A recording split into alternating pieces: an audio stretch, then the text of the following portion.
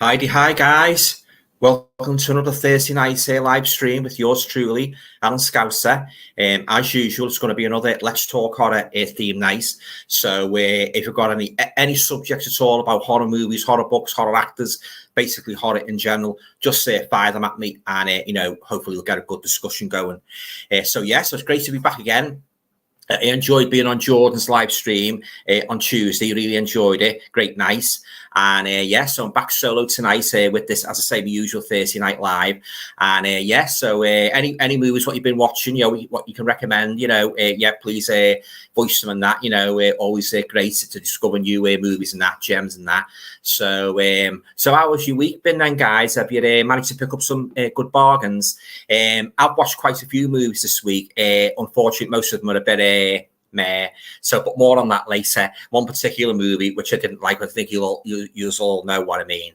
All right then, guys. So okay, without further ado, we'll just get into the comments. So if you just bear with me. Oh yeah, I always say before the start of any stream, if there's the slightest problem with either the audio or the visual, please let me know and I'll rectify it right away. Because as I say, there's nothing worse than doing a stream that and you get these technicalities propping up. So by all means, let me know, and I'll fix it as best I can. Yeah. All right then, guys. So we'll just get stuck into the comments. Okay. So the first one in the room tonight is Simon Film Fan, Italian horror special. Might do that at some point, yeah. But at the moment, I'm just doing the general horror because, it seems to be very popular just doing the general horror. But I'll bear that in mind. And, of course, we'll most probably touch on Italian horror movies, if not tonight, in future streams. But good suggestion there, Simon. Am I dead? Yes. Hello, Alan, everyone. You okay? Thanks for stopping by. Always nice to see you. Hope you've had a good week.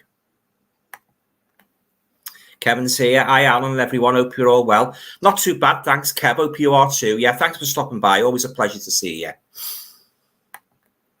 Jeff's here. Hello, Alan and everyone. You okay, Jeff? Thanks for stopping by. Always great to have you along on another stream. And we've also got Gina. Hi, Alan and everyone. You okay, Gina? Thanks for stopping by. Always nice to see you. Really appreciate it. Jeff's saying, Alan, I've just watched The Asphyx 1972, a really good film. Yeah, that's the one with Robert Powell, isn't it? Where they sort of the experiment with this machine, and it's sort of it's like the soul, isn't it, goes into one body and that. I don't remember a great deal about it, but I do remember thoroughly enjoying that one. It's a good one, that, yeah. He's made some good movies, Robert Powell, hasn't he? Yeah. I like him in Harlequin as well, and that's quite good. So it's not a great movie. It's quite good, but my mum doesn't like that at all, Harlequin. Oh no, she can't stand it. But I don't mind it. I've got the Blu-ray. I've got the 88 Films Blu-ray, so and it's got some extras on, so I haven't watched it yet. So I must probably check that out. It's in the near future. Fazbear Brothers too. Hi, Alan and all. Hope you're doing well. Not too bad, thanks. Hope you are as well. Thanks for stopping by. Christian's here. Hey, Alan. Hi, you fella. Just wanted today. Followed the video so much, fella. Burial Grounds, great choice, Alan. Burial Grounds, a great movie, Christian, yeah. And I love that 4K what I bought recently, yeah.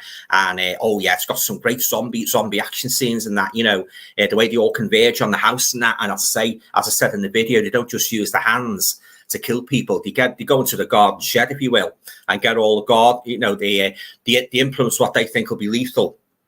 They arm themselves with them and they just break into the house and they basically all hell breaks loose. Yeah, but the Burial Ground is in my top five all-time favorites here. Zombie flicks. It's a great movie. Yeah. Right. So just scrolling down to get to the next comments. Brian, hi, Alan, everyone. The video and audio are good. Oh, thanks very much, Brian, mate. It's always good to hear. Cheers, mate. Kevin's saying, I'm hoping Kino are going to release some horror titles for Halloween. Yeah, fingers crossed that they will. Yeah, they're a great label, Kino. Yeah, I've got the spaghetti westerns, Clint Eastwood's Italian trilogy on the Kino Lorber, and I was really made up actually because You know, The Good, the Bad and the Ugly 4K. I had the 4K. I didn't have the slipcover for it, but I had the slipcover for a few dollars more and a fistful of dollars. But blow me, I couldn't get that bloody slipcover for the 4K of The Good, the Bad and the Ugly. So I saw it, the Blu-ray advertised and that. So I got the, at first I thought it was the 4K, because it's very, very rare that they release the 4K, then they release the Blu-ray. So I assumed it was the 4K, but when it came through, it was the Blu-ray. But no problem, because I've got a lovely slipcover which I put over me 4K, and I put the Blu-ray on eBay for sale. So I've got all 3 spaghetti westerns now with the slipcovers, which I wanted from the start. You know, they're my favourite westerns, guys. They really are. I absolutely love them. You know, the character, the man with no name, is an absolute legend, isn't he? And I don't think anybody could have played that role quite like Clint Eastwood.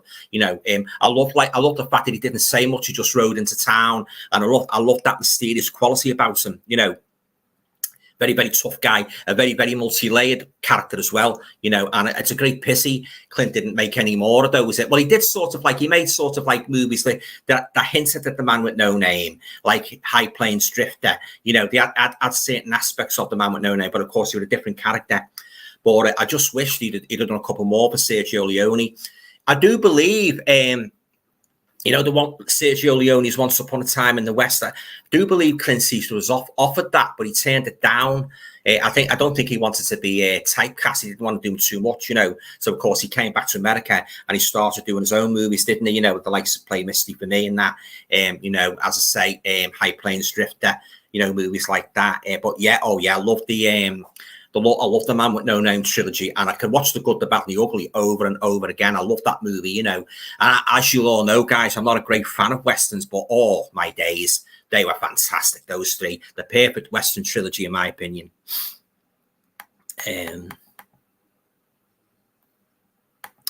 Right, Kevin's saying, Asphyx, really must check that out, Jeff. Yeah, I think you'll enjoy it, Kev. It's a good movie. Yeah.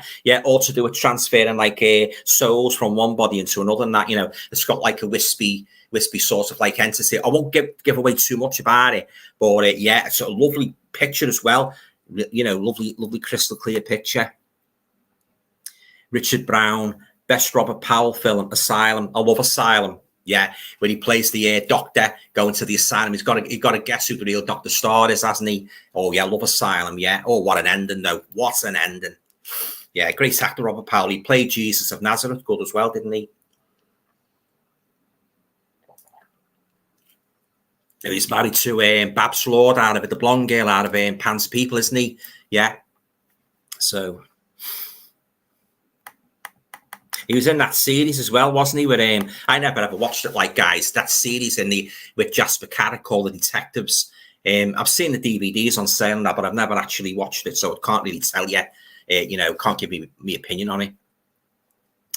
Jeff's saying, I watched that 2009 French zombie film again, La Horde, yesterday. A very underrated horror movie, maybe because it's dubbed. I'll have to check that out, Jeff. I haven't seen that one. La Horde, yeah. Edward, evening, Alan. Hope you're well. I guess you haven't picked up Scream 6. I've got it. Yeah, I've got it just the other day. Yeah, 4K. Yeah. Yeah, I hope you're well, Edward. Thanks for stopping by. Yeah, what I thought I'd do. I read up on the Scream movies. I had most of them on Blu-ray, but I read that the 4Ks are much superior in terms of picture quality. So I've got, except for Scream 3, which of course is not available at the moment on 4K. But I do believe it's getting a 4K release. I don't know if it's next month or the month after or Halloween. I don't know, but I know it's due for a 4K release. So yeah, I got Scream 6. Yeah, nice slipcover as well. The only Scream 4K I didn't get a slipcover with was the first Scream. Yeah, but as you know, guys, I love me slipcovers. So I'm very pleased, like, you know, to get them order them from Amazon. I was very pleased to get them with the slipcovers. Yeah, so there you go. Nice comments. Am I dead? Yes, says have you or anyone ever seen a horror called The Demons of Ludlow? I recall seeing it when I was very young. Can't remember the full film, but I know it was a kind of a ghost story. The Demons of Ludlow. Yeah, I think I have seen that one. Yeah, it's something like the Dunwich Horror, isn't it? Yeah, I don't remember too much about it, but I've definitely seen it, The Demons of Ludlow. Yeah, many years ago. I love the Dunwich Horror, by the way. I got that Arrow edition. Well, you know, guys, if you've been watching me video reviews, you know, it's, oh yeah, really made up with that. I love my 1960s horror movies, and especially when you come across a little gem, you know, and that's great, the Dunwich Horror, yeah. It's got some great extras as well, you know. So, oh yeah, nice slipcover too. Jeff's saying it's a good one, Kevin Rice. Kept saying I love the slipcovers, Alan. Yeah, I love the slipcovers as well. Yeah. As I say, I'm off the camp. I'm of the camp that I don't love the slipcovers. You know, you get the ones that throw them away. How could they throw slipcovers away? I couldn't believe it when my first YouTuber, he said, "Oh, I don't bother with the slipcovers. I just chuck them in the bin." I mean, why? Slipcovers, they as far as I'm concerned, guys, slipcovers are the icing on the cake. In terms of like collecting movies, it's the same when I used to collect the LPs, and you know, I first started collecting records in the 1970s. I loved the sleeve, you know, and one of my favorite sleeves was ABBA Voulez-Vous. Oh, I thought that was, and with that being my favorite color, lovely blue sleeve on the ABBA Voulez-Vous album, and the Arrival album as well, with it in the helicopter. Yeah, I actually might do an ABBA live stream at one point. I know this is a horror channel, but from time to time, I like to do something a little different in that, you know.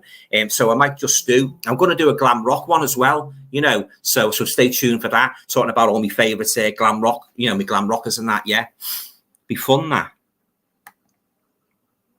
Jeff's saying the only westerns I liked are the John Wayne films when he was old, and of course Clint's. I like some of the John Wayne movies. I like True Grit, Jeff. I like the other one he made. Oh God, The Alamo. Yeah, The Searchers is a good one. He's very, very dark character, and I say it's very multi-layered movie. That The Searchers. I've got the Blu-ray of that. Yeah, I love The Searchers. Yeah, but yeah, I do like some John Wayne movies, and of course, let's face it, he was an American legend, wasn't he, John Wayne? That made quite a few good war movies as well. Yeah. So on that last one he made, The Shootist, where he's dying of cancer, wasn't he, with Jimmy Stewart? Yeah, that was quite good. Yeah. Oh, yeah. And Stagecoach. What can we say about Stagecoach, John Ford? Yeah. Oh, yeah. He's an absolute, just like Clint Eastwood, an absolute American icon, legend. Kevin's saying, I really like Robert Powell, Jeff. Yeah, he's a fine actor, Robert Powell. Richard's saying Sam Peckinpah did some good westerns. Yeah. Yeah, Jeff's saying, Kev, Robert Powell, excellent in Asylum. I'll say he was. Oh, yeah. Kevin's saying, Kino have some great Clint Eastwood titles available. Yeah. I think they've done a 4K Play Misty for me, if I'm not very much mistaken. Yeah, so I might pick that up next. I know they've done the Charles Bronson Death Wish and that lovely slipcover, so I might pick that up as well. Yeah. Oh, yeah. I'm really getting into me 4Ks now, providing the picture quality is a step up from the Blu-ray, which is obviously you guys agree it's not always the case, you know. So, oh yeah, I made up with Kino Lorber. Spaghetti Westerns, fantastic. Long may they continue as well as a boutique label. I think they're one of the best out there, Kino Lorber. Richard's saying Robert Powell was also in The Italian Job. Yeah. Kevin says, cool, Jeff. Yeah. Gina, really enjoyed The Detectives, very funny. Yeah, as I say, Gina, I've never seen it. Like, I've seen the odd clip of it, you know, but I've never actually watched it, you know, watched an old episode. Yeah, I do know quite a lot of people like it. Jasper Carrot as well, isn't he? Brian to Gina, me too, Robert Powell and Jasper Carrot are really funny. Rice. Jeff's saying Robert Powell was in the first episode of Thriller, Death to Sister Mary. That's one of my favourites. I forgot about that. That's one of my favourite episodes, that, Jeff. Yeah, it's Death to Sister Mary. God, he's absolutely crazy about it, isn't he? Talk about a stalker. Oh, yeah, he's really good in that, isn't he? Robert Powell, very sinister. And the part where he lays there pretending on the pretext that it's a fan club, but he's got other sinister designs on it, hasn't he? Yeah. Oh, yeah. Guys, if you ever get the Thriller box set by buying... can't even speak. I haven't even had a pint of lager. If you ever get the box set of Brian Clemence's Thriller, make sure you watch that as one of the first ones. Death to Sister Mary. It's a fantastic one, that, along with the one with Donna Mills in about with the haunted Rolls Royce and the Diana Dawes one. That's a good one as well. Nurse will make it better. But yeah, you're right, Jeff. I totally agree with you about Death to Sister Mary. He's a real sinister character, and that, isn't he, Robert Powell? Yeah, that's a great one, that. That would have made a good episode of Inside Number 9, wasn't it? Inside Number 9, as you know, guys, I've become a great fan of that series. Granted, not every episode is perfect, you know. Very rare you get every single episode that's perfect. Like Roald Dahl, you got some turkeys and that, didn't you? But yeah, I mean, I got the book as well, Inside Number 9. Only covers up to series 5, though, because the two guys are very, very talented. They go into detail about the, you know, the sort of like the initial idea behind the, you know, the finished product and that, how they came to devise it and that, what they did with the effects and that, and the actors and that. It's a great book. So if you're a fan of Inside Number 9, I highly recommend you get the Inside Number 9 companion. But yeah, getting back to yeah, that Robert Powell episode, that's a great one. That yeah, I say, guys, if you ever buy that box set of Thriller, one of my all-time favorite TV series, make sure you watch Death to Sister Mary. It's one of the first episodes that you watch. It's fantastic. Yeah. Jeff Joffe to Richard Brown. I didn't know that. Right. Richard Brown, he drives one of the minis. Stuart George, can't make live chat, watch tomorrow. Oh, no worries, Stuart, mate, it's okay. I watched last night in Soho film. It was fantastic. I was only talking about that today with my mum. She doesn't like it. She didn't like the flashbacks where the girl kept sort of like living the life of seeing the girl in the 60s, but I didn't mind it. Now, I don't normally like flashbacks, but I didn't mind last night in Soho. I thought it was a beautiful film. I love the 60s music. I love Anna Taylor-Joy, and it's nice to see Diana Rigg make a cameo at the end, yeah. And I love the ghost there. You wouldn't think it was a horror at first, a supernatural when it first starts off. You just think it's a girl, like, sort of like got caught in a time portal, takes it back to 1960s London. But as it goes on, it becomes quite disturbing, guys. Last night in Soho. So if you haven't seen it, I highly recommend it. I've got the what's the name now of that? I've got the 4K of it with the slipcover. So yeah, I'm going to give it another watch in a couple of weeks. Yeah, it's a great movie. Not for everybody, you know. So my mum doesn't like it, but I love it.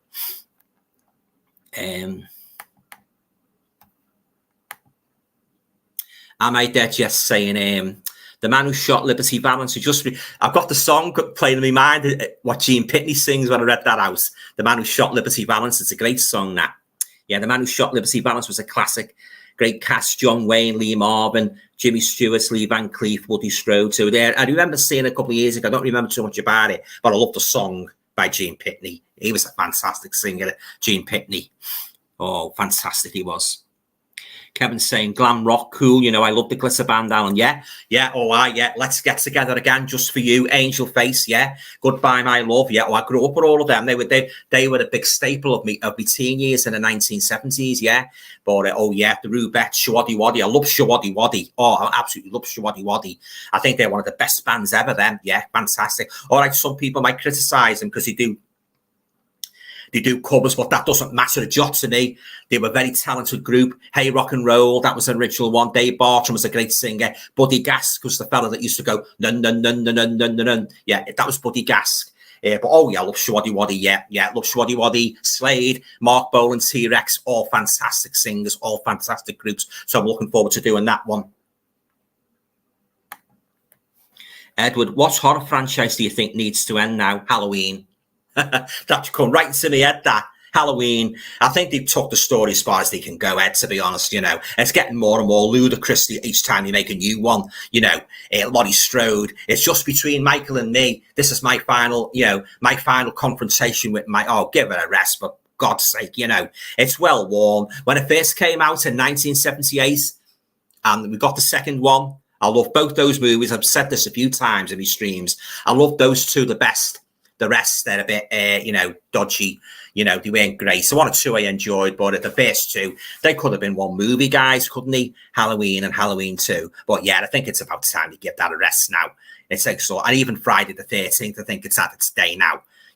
Unless you're going to do something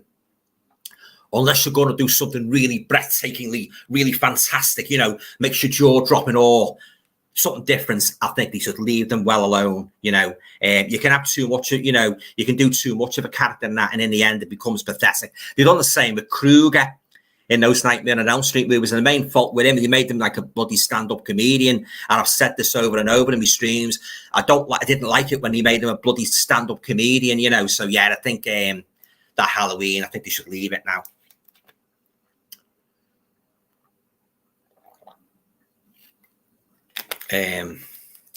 One of the few franchises, guys, that really stood up in terms of doing sequel after sequel was the Psycho series starring the late great Anthony Perkins. And I've seen that lovely box set that's due out in a couple of months, and I am tempted to get that, but it'll be the precondition of I'll have the precondition that these new releases, the transfers, are a major step up from the Scream Factory ones I've got, because they're very good, you know, guys. The Scream Factory ones I've got, they're brilliant, and a lovely slipcover, especially the slipcovers of Psycho 2 and Psycho 3, where he's holding the keys like that, you know, at the foot of the what's the name, the house. He's just holding the keys, looking very, very sinister in Psycho 3, yeah.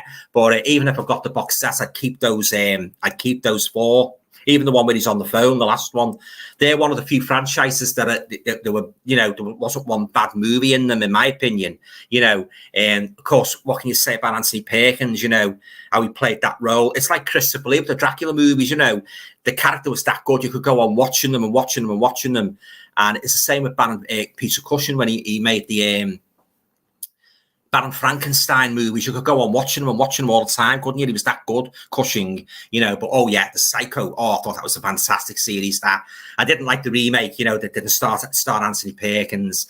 But yeah, and you know, Robert Bloch, the author who wrote the original Psycho, somebody done a novel where like a follow-up to Psycho. I forget the name of the author, and Norman Bates, it carries a story on from Norman Bates where he's in a psychiatric hospital. I don't know what happens to him in it, but so far I don't think they released it in paperback, but if they released it in paperback, I might get it, because I like the original Psycho novel by Robert Bloch. And if you haven't read it, guys, if you've just seen the movie, Norman's actually portrayed as a fat, balding, middle-aged man in Psycho in the novel, whereas in the movies he's a glamorous, he's more glamorous, like Anthony Perkins, and he's totally different, and he's much younger.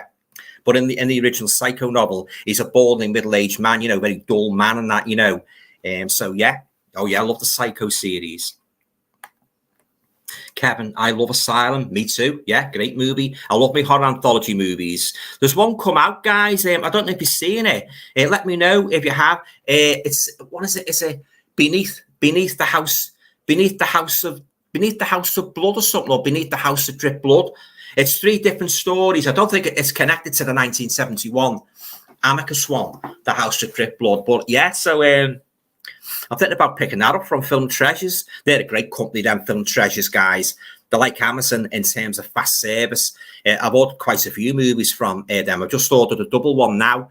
Two Chupacabra movies, you know, the legends, the South American monster, the Chupacabra.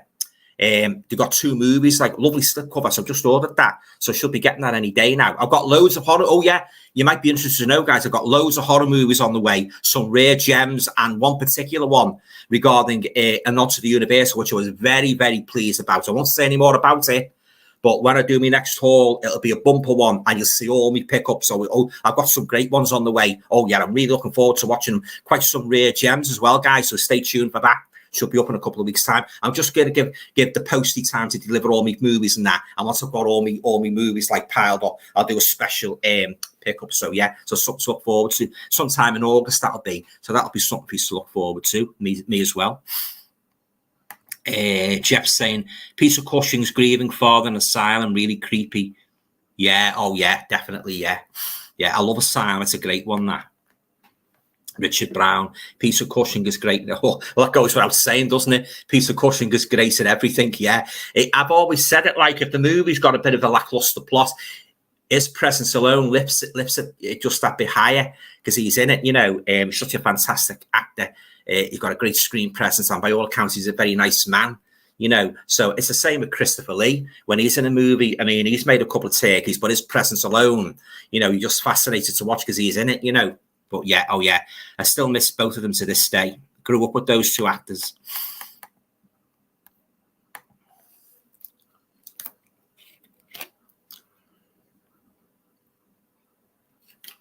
Let's tell you what I've ordered, guys, a new movie that's come out, the new Evil Dead movie. I ordered that from Amazon, pre-ordered it, so I should get that on Monday, yeah, so I want to watch that. I'll most probably do a review of that, so stay tuned for that.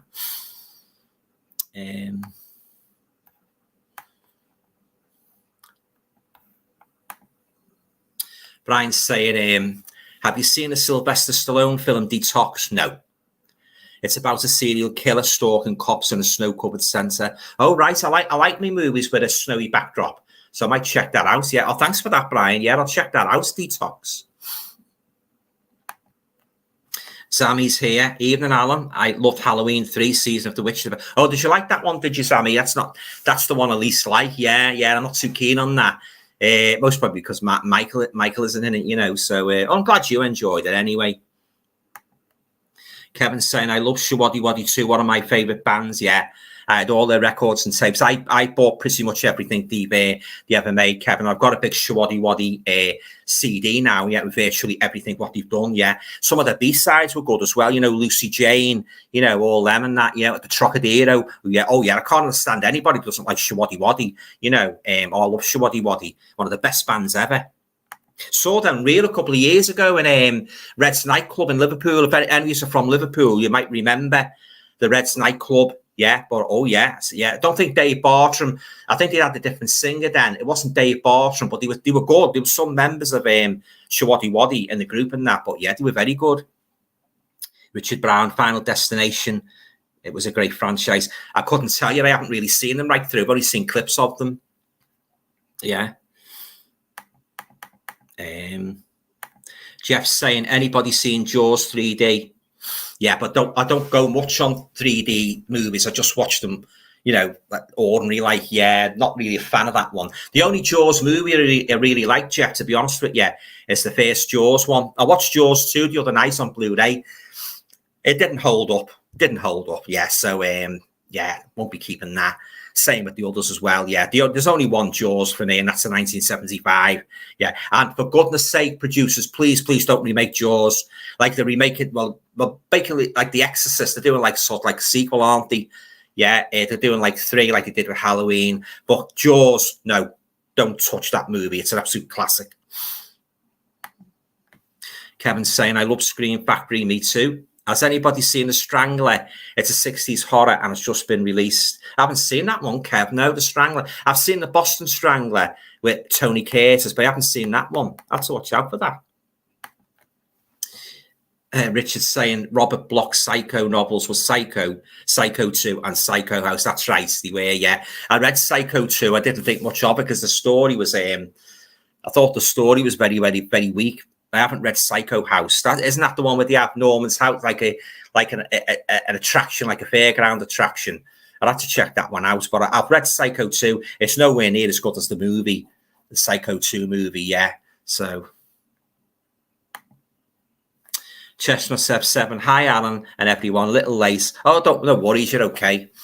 As I've been DVD hunting, I got the box 4 of the Hammer series for £2 made up. Hey, that's good. That's £2. Yeah. Yeah, it's always nice to pick up a bargain, isn't it? Yeah, well done. Love me Hammer films. Yeah, it's always nice to pick up a bargain. I got a good bargain a couple of weeks ago when I was in Chester. A couple of the Planet of the Apes movies, the remake, the modern ones. Yeah, it's made up. Right, Fazbear saying, hi, Alan. Are you going to be watching the Five Nights at Freddy movie? The Five Nights at Freddy movie? Oh, I'm not too sure about that one. Is it to do with Freddy Krueger? I'm not too sure about that.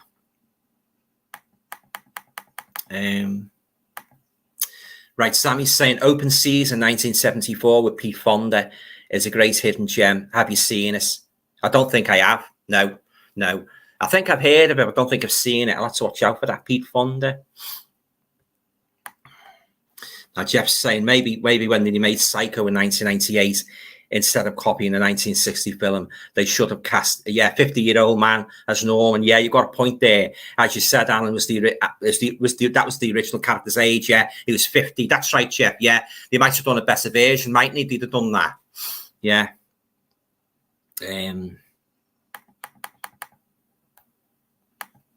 Right, am I dead yet? Saying you forget Peter Cushing is in the very first Star Wars, don't you? Yeah, he wasn't. He wasn't Star Wars. I'm not a fan of Star Wars. I'm not. No, I don't like it. Same with Close Encounter of the Third Kind. I'm not really a big lover of sci-fi, to be honest. You know, I only like the odd one, Alien, Day of the Trippids, Children of the Damned. And after that, not really a great lover of it. Bores me senseless. Dad at the base set, New Evil Dead is not. Oh right, I've heard mixed feelings about it. So if I don't like it, I think it'll be going on. It'll be thrown on eBay, as I always say. Richard's saying mixed reviews for that Evil Dead film. I don't know, right? So thanks for putting me on my guard. Yeah, cheers. So I'm going to go into it with low expectations, which I think is always the best thing, really, because if you enjoy a movie, it makes it all that more worthwhile. You know, makes you pleasantly surprised, if you know what I mean. Brian's saying, I will look forward to your bumper Blu-ray and DVD haul in August. Yeah, my birthday is August the 4th. Oh, that's to remember. Yeah, I've ordered quite a few horror movies. Yeah, I've had a bit of a spree. So all different titles, covers all kinds of monsters and ghosties and ghoulies and that. So I'm looking forward to showing all you guys what I picked up. Kevin's saying Dave Bartram is he's the manager now, is he? Didn't know that. Romeo is the only original member now. Oh, yeah, he was great, wasn't he? Romeo Challenger, yeah. Yeah, oh, yeah, love Shawaddy Waddy. Kevin, oh, please don't remake classic films. Here, don't remake classic films. You're a bloody mess of them.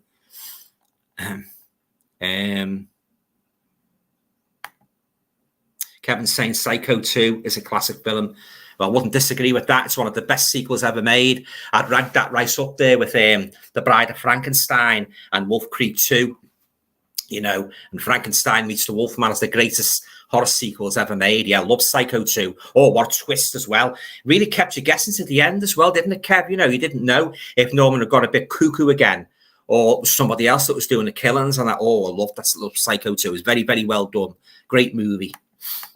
Yeah, fantastic. Just waiting for some more comments, guys. Yeah. So there you go.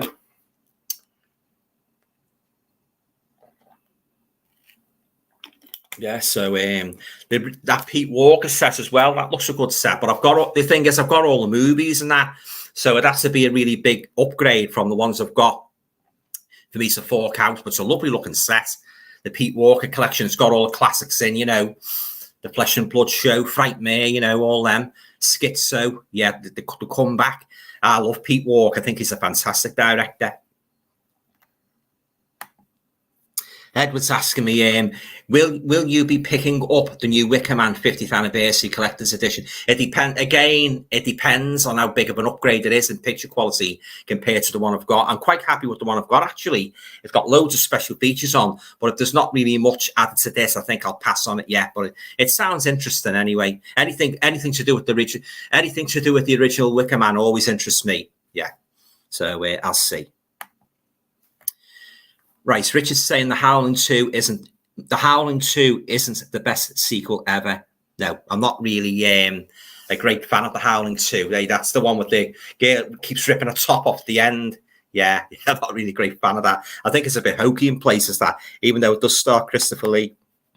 I love the first one though.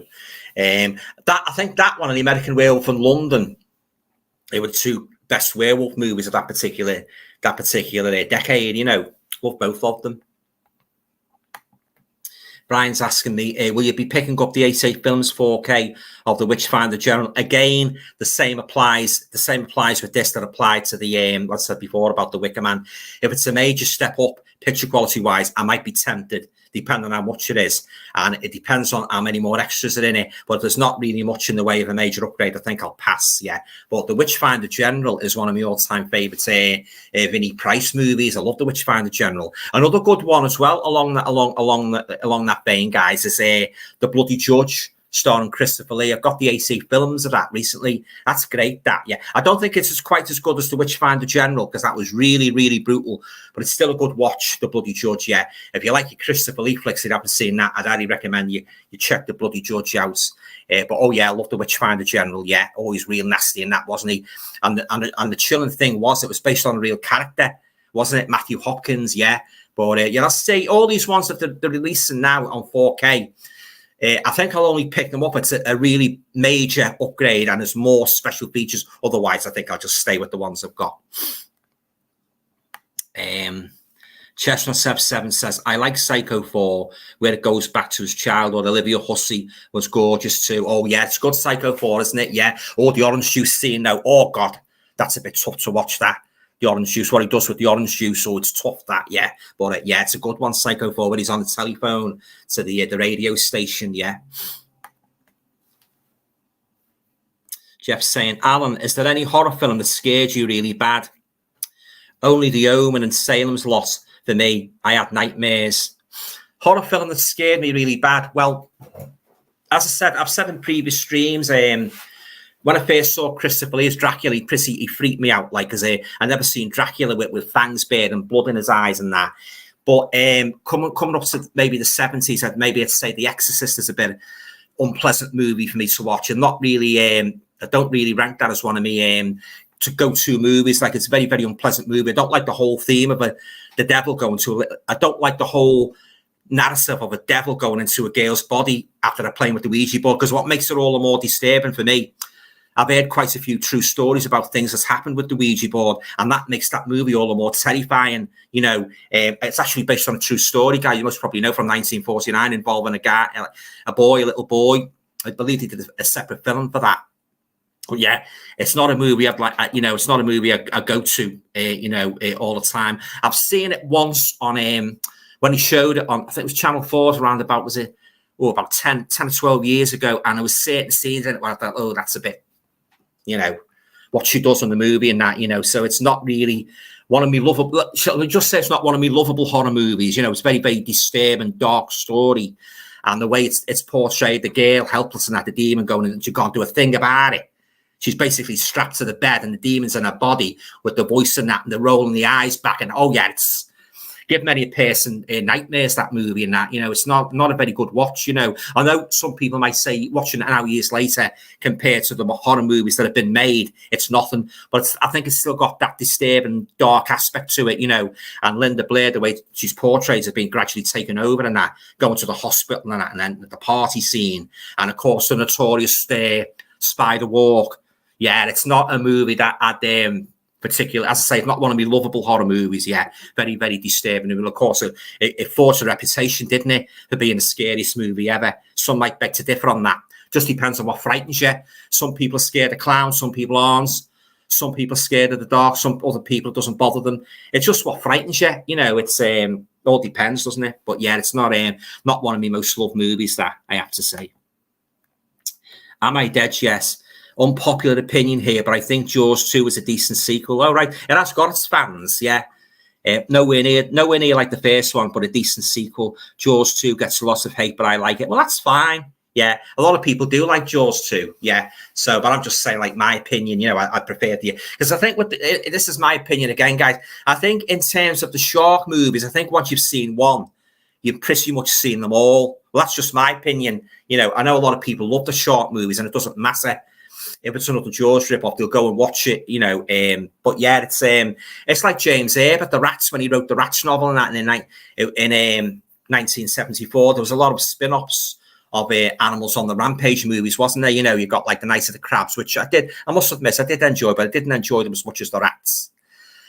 You had killer dogs, killer bats. Oh, there was a extreme outpouring of Animals on the Rampage books, which I think killed the genre, because how many times now when you go into a bookshop, do you see a horror section? It's all mingled in, isn't it, with dark fantasy, which I think is a bit of a bummer if you ask me. Done away with the horror section and just mingle them all in with their dark fantasy, which I think is bloody ridiculous. It's an insult to horror fans. So if there's any managers of bookshops watching, get your horror section back and make it exclusively horror, because we horror fans don't appreciate you mingling in our favourite genre with bloody teenage romance, dark fantasy books. So get them out that section, get them back in there, get them back in the horror section, like the exclusive horror section. I've had me rant now. Okay. Talking of rants, dare I broach the subject of Suspiria?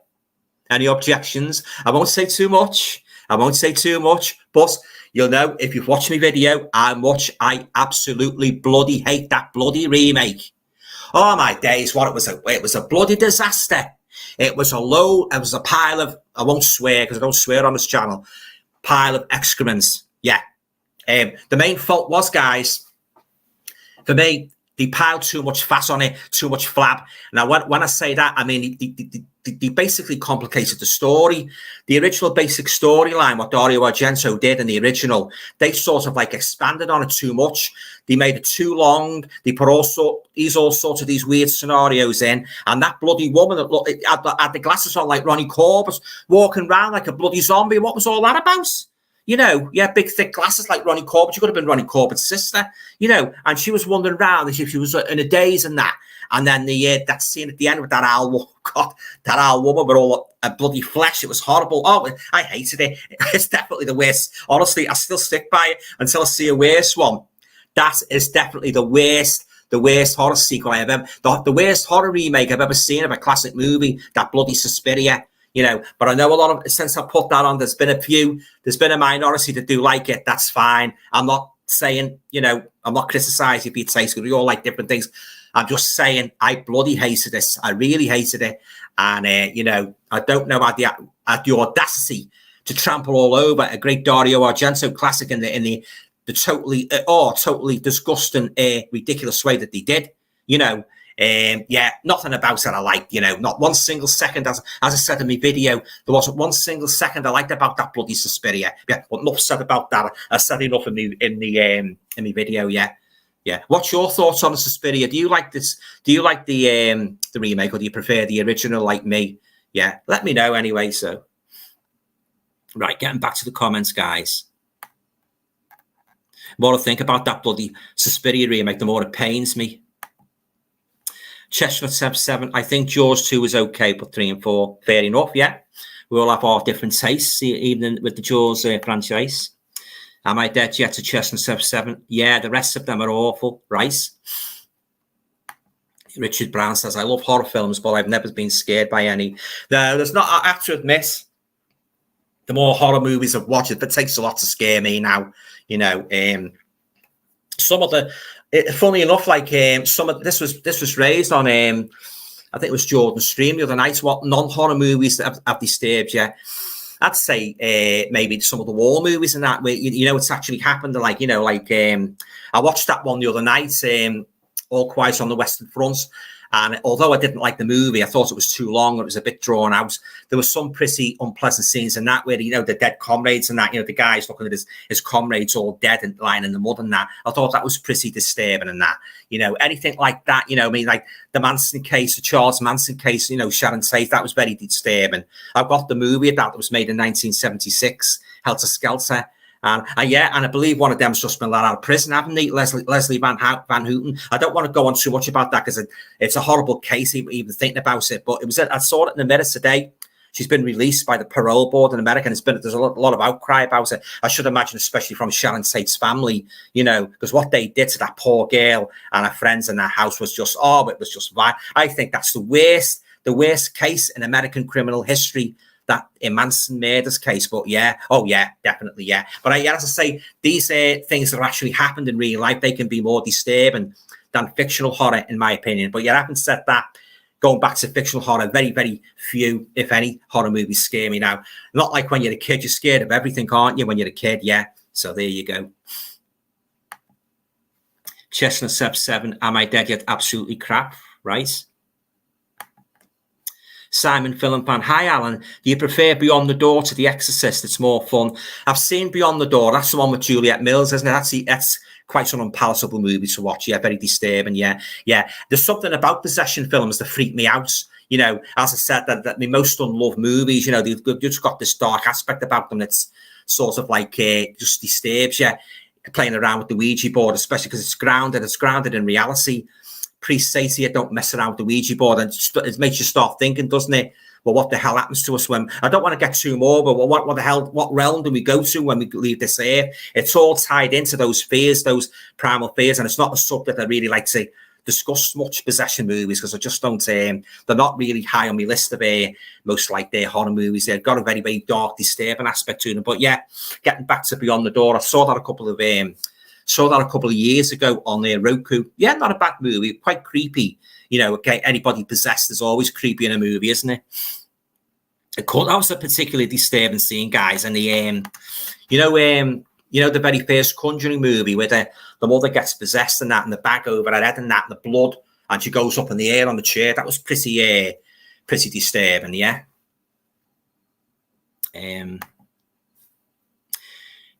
Sorry, guys, the comments have just gone off. Richard Brown, Love Beyond the Door. Yeah, yeah. Juliet Mills. Very talented family, the Mills family. Father, John Mills, and Hayley Mills, yeah. Am I dead? Yes. In Jaws 2, I actually prefer the way the shark dies. The electric pole, all right, yeah. Yeah, as I say, Jaws 2's got its fans, just like all the others. I've got their fans. I thought the most ridiculous one, guys, was the one where the shark was portrayed as following them around, and that, you know, that was a bit too much. That was really pushing the boundaries of credibility. That it really was. Right, so we've got Chestnut F7. It says, I saw Jaws at the cinema. I was 12, and that opening scene with Chrissy shocked me. Yeah. You're right. It was a sensation, wasn't it, Jaws? It was the sensation of 1975, just as The Exorcist was the sensation of 1973. Yeah. Jeff Joffrey, horror films in which you thought a character was going to be the hero and then died. All right. Yeah, I know what you mean. We see this in the Blob remake. Yeah. And have you ever heard of a narrative called The Unreliable Narrator? Now, that basically means the unreliable narrator is, it's in a novel as well. You get it in a novel. When the person that is, you know, starts off narrating the story, you think he's the goodie. He turns out to be the baddie or a demon or a ghost. So that's what you call the unreliable narrator. So when you come across that term, the unreliable narrator, that means that you think it's the hero, an ordinary guy telling the story, but it's actually somebody far sinister, if you know what I mean. And those stories really give you a jolt when you find out that it's not who you think it is. Yeah, great. They're great, those stories. If you can pull them off, that is, you know, without making them ridiculous. They're great. I'd like to write one of them myself one day. Richard Brown, I like the Suspiria remake. It's a bit too long, but it looks great. Some good shock scenes. That's fair enough, Richard. Yeah, I know the movie's got its fans and that, but as I say, it wasn't for me, unfortunately. Yeah, and the colour as well. I was disappointed with the colour because that dirty dishwater colour I always describe it as, not as colourful as the original Suspiria. But, you know, as I say, it has got its fans.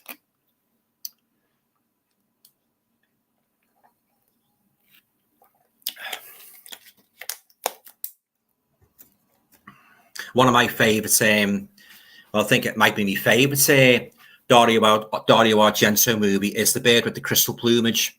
His very first giallo. I think that's a fantastic movie, that The Bird with the Crystal Plumage. Susie Kendall's fantastic in it, and the main guy, and I forget the main protagonist's name. He's Grace as the hero. The twist is fantastic. Oh yeah, I can put that on any time and watch it, even though I know what's going at the end is. I just love that movie to bits. The Bird with the Crystal Plumage, just like I love Suspiria. I like Tenebrae, Inferno. You know, I'm actually talking about Dario Argento, guys. I've just got the third and final part of the Three Witches trilogy, Mother of Tears. I've got it on DVD, so I'm going to be watching that over the weekend. Yeah, he done 3 movies, didn't he, with 3 witches in? So yes, I've got the third witch now after Suspiria. So I have seen it quite a few years ago. I don't remember too much about it, so I thought I'd give it another rewatch and see if I like it. But I thought I'd check it out and that. It's a year since I saw it. Yeah, Mother of Tears, it's called.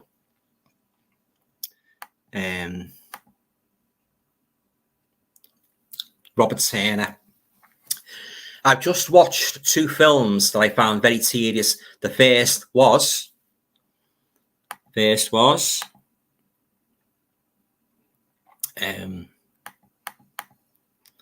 TH.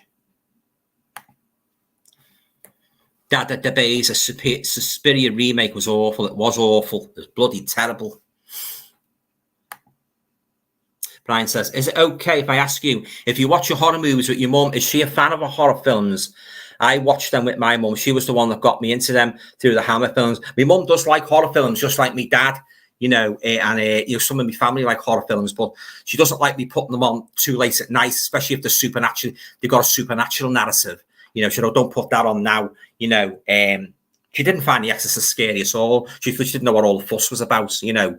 Yeah, again, it's a massive opinion, isn't it? You know, but oh yeah, she loves horror. She loves Christopher Lee, Dracula. We've got pretty much the same taste in that, but there's certain movies what she loads and I like Last Night in Soho. She doesn't like that. She doesn't like some of the Japanese horror movies. She won't watch them, you know, the foreign language and that. Yeah, the Blair Witch Project. Well, we'll pretty much agree on that. I don't like that either. The Blair Witch Project. I don't know what all the bloody fuss was about with that either. The Blair Witch Project. But yeah, we got pretty similar tastes in regards to horror. She likes a good horror, but as I say, putting them on too late at night, you know, she said she doesn't like that. Like, my dad was a big horror fan as well. Right. Edward's asking me, Alan, have you ever seen The Dungeon Master? Cellar Dweller. They're in that box set, aren't they, Edward? The Arrow box set. I've seen Cellar Dweller. It was okay. I didn't like Dolls, but I haven't seen The Dungeon Master. Yeah. So as I say, I've seen Cellar Dweller. It was okay. Nothing to write home about. I didn't like the Dolls and The Dungeon Master. Yeah, I don't think I've seen that one. There's a couple of sci-fi movies in that box set, isn't there? And nearly every YouTuber I've watched has bought that Arrow box set. Yeah, I tell you guys about a series box set I'd like to check out is the Forgotten Jelly box set. Have any of you guys seen them? I did have one. I got it for Christmas a couple of years ago, but I wasn't really into me foreign horror then. And when I saw it was foreign, I let it go. But now that I've got more into me foreign horror, I'm thinking about rebuying them because I believe some of them are all in English now. I think he made about 5 or 6 of them. So if any of you guys have got any of those Forgotten Jelly, talk about them here, you know, discuss them. You know, I'd like to know what your favourites are. Lovely box sets. Richard's saying, my mother loves horror films too, right? Yeah. Robert's saying, I've just seen 2 very boring films. The first was The Psychopath from 1966. The other was The Haunted House of... Oh, you didn't like them? I love those 2. There you go. Again, it goes by personal opinion. I like, yeah, Richard O'Sullivan's in that one, isn't he? Frankie Avalon, The Haunted House of Horror. I thought it was very good, that. And A Psychopath, yeah, no problem with those at all. Yeah, I thought they were great movies. Yeah, but there you go. You know, one man's meat, isn't it? Brian's saying to Jeff, Cabin in the Woods. I thought one guy was going to be the hero, but he died in it, trying to escape. I have seen Cabin in the Woods, Brian. I don't remember too much about it, to be honest, but I do know it's got a big fan base, that movie. They done 2 of them, didn't he? Didn't he do a remake or a sequel? I've seen the original, though. Jeff's saying, they said Charles Manson never killed anyone. No, he gave the orders, didn't he? Yeah, he gave the orders. He gave the bullets for them to fire. But I find that hard to believe. He just wasn't caught for any of those murders. Yeah, they reckon he did do a couple of murders, don't they? I don't know too much about that side. But yeah, there's an argument to be made there about Manson, where he actually did kill anybody. But, you know, he was just as guilty sending them out, wasn't he, to go and slaughter, you know, poor Sharon Tate. And that. He said kill anybody who's in the house, didn't he? Which is what he did. Then the very next night, he went and killed the LaBiancas, the elderly couple. Yeah, so that's why that case is known as the Tate LaBianca murders, because he slaughtered the couple as well. Didn't Charles Manson actually go into that house that second? I'm sure he went to the house. He was present at that scene. Yeah. Oh yeah. As I said before, terrible, awful case. And I love Sharon Tate and that, you know. And every time I watch her movies, I get a great pang of sadness, guys. You know, because I think lovely looking girl, like, you know, in the infancy of a movie career, she could have gone on to make even greater movies and that. You know, it's a great shame what happened to her. I've got a couple of her movies. I've got The Devil one, which with what's the name, David Niven. That's a good one. And the other one, Roman Polanski, Dance of the Vampires. That's a good one. Yeah. And I got Valley of the Dolls. Eye of the Devil's the one she made with David Niven. Eye of the Devil, Valley of the Dolls, the one that she made with her husband's, Roman Polanski.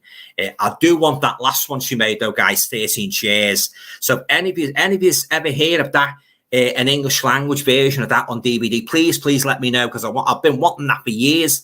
The only versions available are the ones on YouTube, which are very, very. I don't really want to watch it on YouTube because I'm collecting all the movies on DVD and Blu-ray. Yeah, so 13 Cheers it's called. She made it in 1969. It's basically about money or something gets hidden in a chair, and they have to go after it to find it and that. So yeah, so you never know. Arrow might pick it up and release it and that, you know, on any other boutique label. That was the very last movie, you know, before that happened and that. Yeah, 13 Cheers. It's got another title as well. It's a 13+1. Yeah, so if any of you guys ever heard of an English language version of that, please let me know. Yeah, and of course she made a couple of other movies as well. One with Dean Martin and Tony Curtis, The Wrecking Crew. Yeah, like a comedy spy movie. But yeah, getting back to that Manson, you know, awful what they done, you know, awful case. That one talking about Sharon Tate and Manson. Haven't any of you guys seen that one, The Haunting of Sharon Tate, where they sort of like make it like a horror movie where she has nightmares she's going to be killed?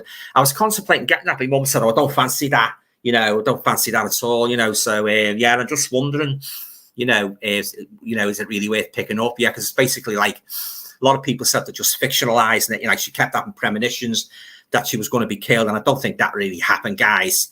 To be honest with you, she had these premonitions she was going to be killed, but I don't think that really happened. Yeah, but there you go. Jeff saying to Brian, yes, I know what you mean. Simon, film fan, have you seen the vampire film Night of the Devils? No, I haven't seen that one. It could be some of these rare titles. They have all the titles as well, don't they? So if that's got another title and you know it, it might ring a bell, but it doesn't ring a bell on the strength of that Night of the Devils. So I'll have to watch out for that, Simon. Thanks for that.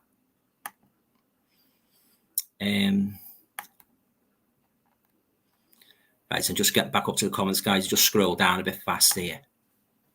Kevin's saying, has anybody seen Deranged? One of the best films about Ed Gein. I've got that one in my collection, Kev. Yeah. Arrow. Oh, it's a real weird film, that. Yeah, Ed Gein. Yeah. Well, they reckon like Robert Bloch partly based the story Psycho on Ed Gein, don't they? Yeah. And and then they reckon the Texas Chainsaw Massacre, that was influenced by the Ed Gein case. Yeah. Yeah. Oh, yeah. It is. It's a very dark movie, that one. That Ed Gein, and they did a remake as well. I've seen it, like a modern one. I haven't watched it. Like I've just seen the DVD cover. Ed Gein, yeah. Am I dead yet? To Jeff. Well, Psycho was one of the first to be like that. We thought Janet Leigh would be the hero, yeah, but she dies in the first half of the film. One of the most shocking, unexpected scenes in horror movie history, where Janet Leigh gets slaughtered in the bathtub. Yeah, oh yeah. When I watched that as a kid, oh God, I didn't see that coming. I was absolutely blown away by that, you know, which of course most moviegoers were when they first saw that scene, where they, you know, it has to be said, you know, goes without question, you know, it was a shocking scene, that very groundbreaking scene as well. Richard Brown, Deranged is a great film, yeah.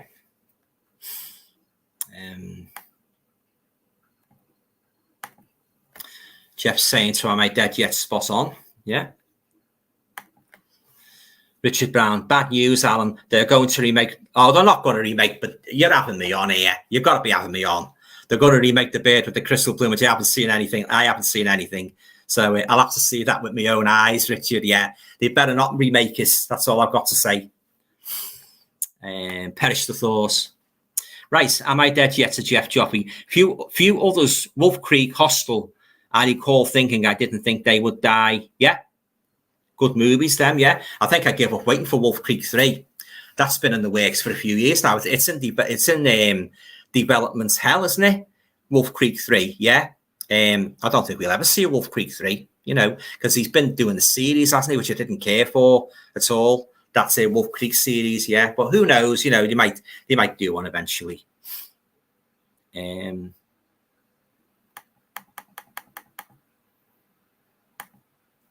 Richard Brown saying, I like Mother of Tears, but a lot of people didn't.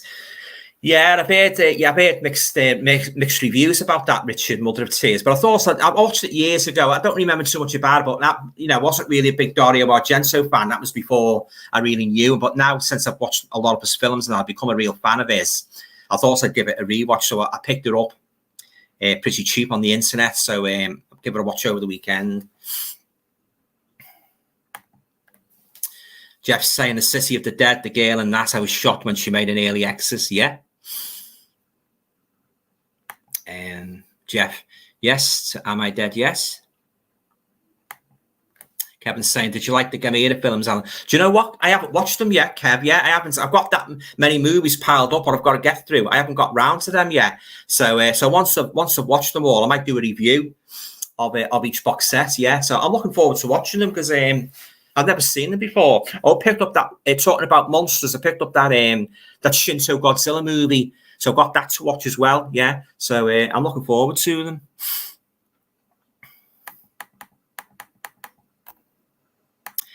Am I Dead yet? In Wolf Creek, I never thought that guy Ben would survive. Not usually the guy who survives. Yeah, I know what you mean. Yeah, some of these horror films have been very unpredictable, aren't they? You know, Jeff Joffrey, Wolf Creek disturbed me a lot. Yeah, very dark movie. That Mick Taylor was always a really nasty piece of work, wasn't he? With that bloody knife and that, you know, and of course the gun. Jeff Joffrey, haha, my mother hated From Dusk Till Dawn. She said it was stupid. Do you know what? It's years since I saw that. I don't remember too much about it. A lot of horror movies I've seen years ago, and you know, don't remember too much about them, which usually means I didn't like them.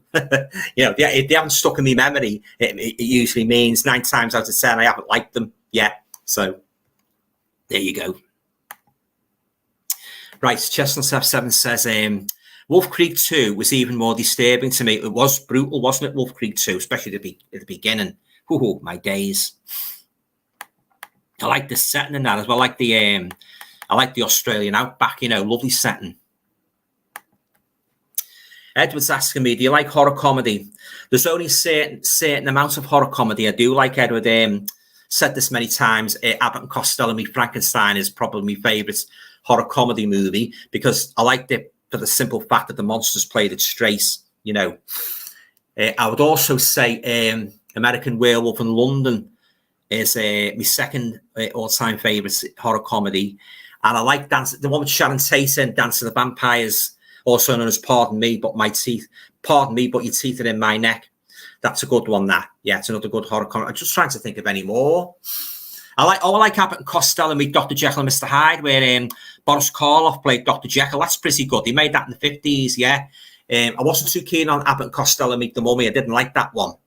Trying to think, is there any more? Bob Hope made a kind of well, he made 2, didn't he?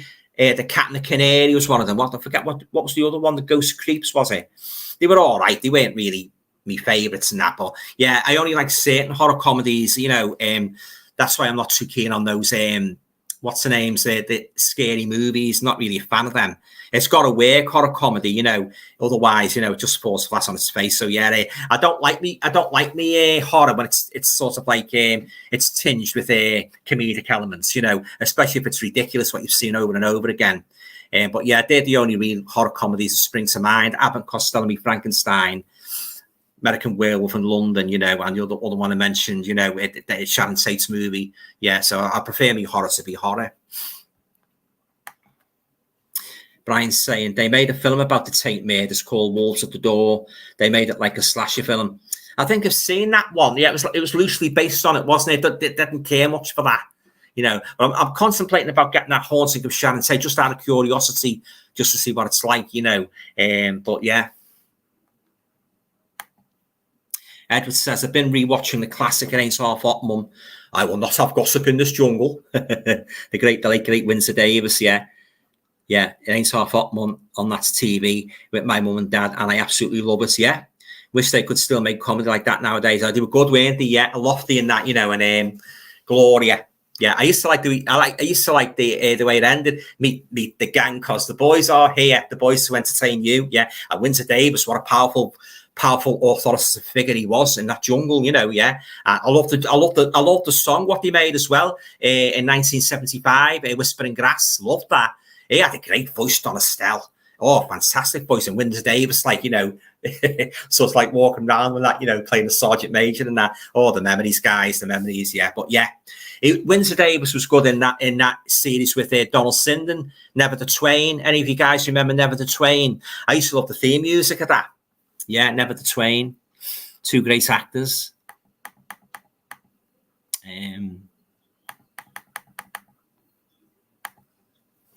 Am I Dead Yet says, what's the Charles Manson one with Matthew Smith as Manson? Is that one of the modern ones? Because they've done a few modern ones, haven't they, Manson? Most of which I've seen I haven't liked. It could be. I can't remember the guy who played him in the 1976 one, Helter Skelter, but that's the best one I've seen, Helter Skelter, especially the part at the beginning where the maid finds the bodies and that. Oh, it's really harrowing, you know. Yeah. Oh, it must have been that night of hell that was, if ever there was, wasn't it? You know, and everybody got scared, didn't he? Once the tape Bianca made as a kid, all the stars in Hollywood, they upped the security, didn't they? And that they were terrified and that, you know. And I believe the killers, they had a big long list of all celebrities they were going to get next, you know. Oh, it's hard, you know, when you really, I read the book Helter Skelter, and it's not a very nice book to read. It's quite disturbing, like, you know, it's talk about a real life horror. That was a real life horror, yeah. But oh yeah, they had a big long list of celebrities they were going to do next, yeah. Good job they caught them, wasn't it? Jeff Joffrey, the worst film I have ever seen, Birdemic. Anybody else had the misfortune to see it? I rented that house a few weeks ago. I didn't like it. You're right, it was terrible. Like a nod to the birds, wasn't it? Oh, it was awful, yeah. So I won't be getting the box set.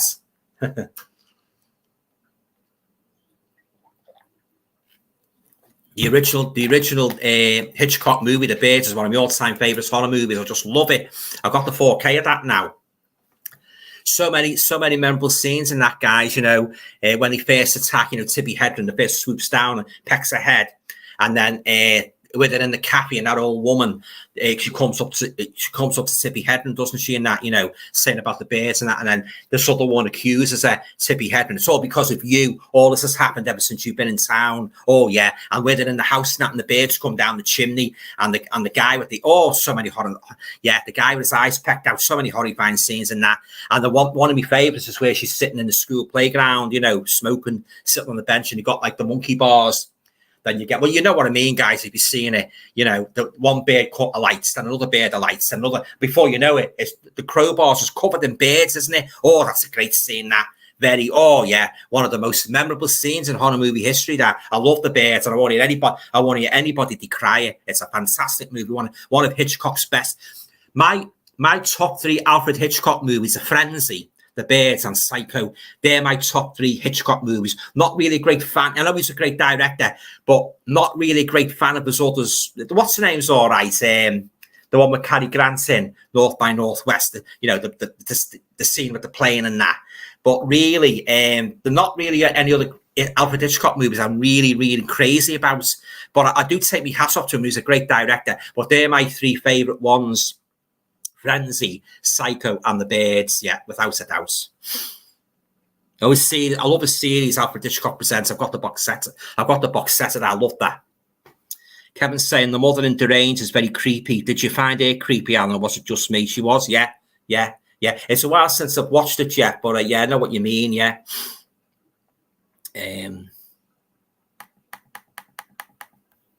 It's like Psycho, isn't it? When people first saw that, they actually thought it was his mother talking to him and that, you know, you're bringing those whores into our house and that, you know. Yeah, you actually thought his mother was alive and that. Oh, what a twist at the end. Gothic Rose, have you ever seen the Japanese guinea pig films? They have a cult. I've never seen them. No, never seen them. I'll have to check them out. Yeah, they have a cult following. Yeah, I'll have to check those out. Chestnut 7 says the Human Centipede was a very sick film. Yeah, I've seen some of that. Jordan did a good review of that, the Centipede and that. I don't think it's a sort of movie I could watch eat me tea, you know. So yeah, it's a lot of people do like that, but it's a very difficult one to watch. Paul Conway, good evening, Alan. Good evening, Paul. How are you? Thanks for dropping by. What do you think of Carry On Screaming? That's a great horror comedy. Carry On Screaming is my #1 favourite Carry On movie for obvious reasons. I love the Nods to Hammer. I love the Frying Tonight. I love Fenella Fielding in that lovely tight red dress. I'm not the only male admirer of that. I love the character of Harry H. Corwus. I love the monsters, Oddbod and Oddbod Jr. And oh yeah, I love everything about Carry On Screaming. Yeah, a big nod to the Hammer films, wasn't it? Yeah, I got the Blu-ray of that. Yeah, oh yeah, my favourite Carry On movie beyond a shadow of a doubt.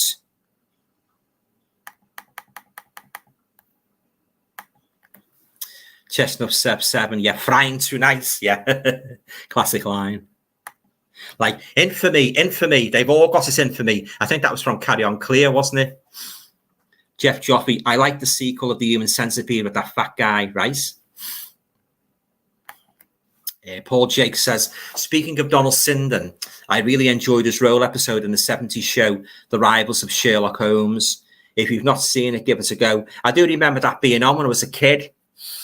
It was around about 1971. Didn't it start off in late Victorian London? There were many rivals of Sherlock Holmes. I remember the catchy theme tune as well. I don't remember the episode, but I do remember it being on in the early 70s.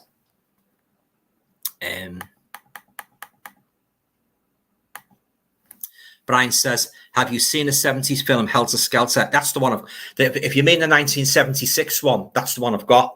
Yeah, it's a great film, that. I watched it a few weeks ago on DVD. It's really hard to get on DVD. Yeah, I've got the DVD of that. Yeah, the 1976 one. I think they did another one as well, didn't they? A couple of years later, I'm sure they did. So yeah, let us know which one it is, Bri. But if it's the one from 1976, I'm a huge fan of that.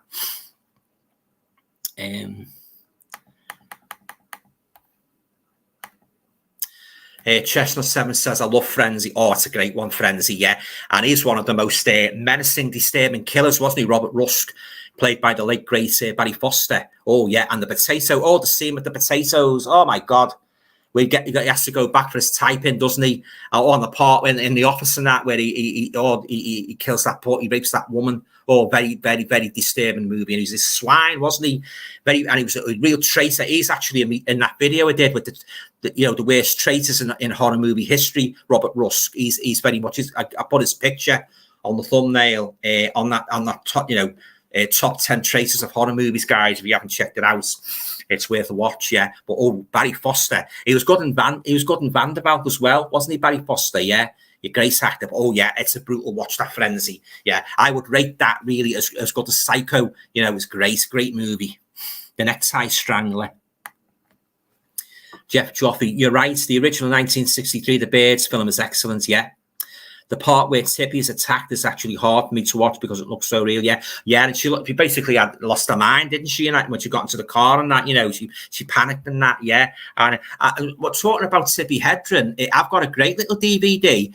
It's all about the making of The Birds, and it's called The Girl, and it's basically covers a relationship with Hitchcock. Yeah, so it was on BBC a couple of years ago, guys. It's called The Girl, and it's the actress who takes Tippi Hedren up. She's fantastic in that.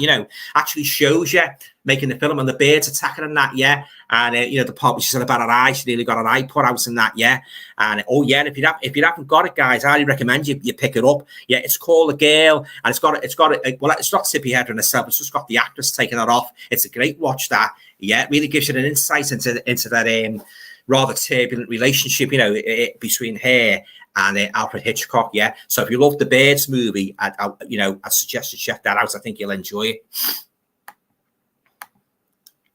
it. Paul Conway says Shadow of a Doubt is a good Hitchcock film. Yeah, it's not bad. Is that the one with Joseph Cotton in? And doesn't he go to this family and he's a serial killer, isn't he? It's not a bad watch, that. Yeah.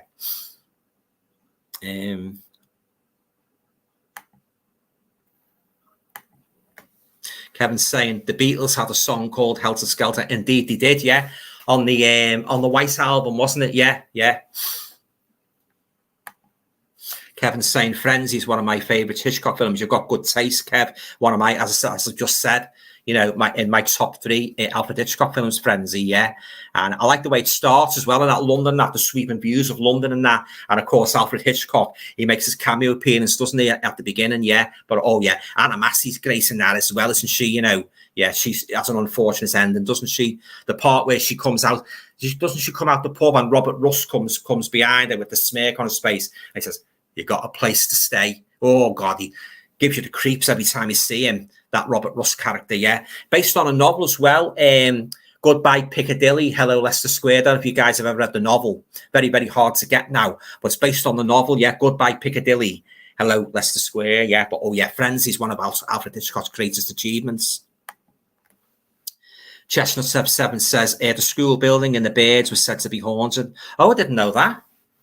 All right. Edward, did you know Hammer House of Horror is on ITVX? No, I didn't, Edward. No, I've got the imprint box set of that. It's a fantastic box set. You know, it's got the commentary as well. You know, the likes of Jonathan Rigby, who knows his stuff when it comes to commenting on Hammer and other similar horror movies. But no, I didn't. No, I don't really watch much telly now. It's only if there's anything really good on. Usually put a film on that, you know, or YouTube. Yeah, so there's that much junk on telly now. I just don't watch it much.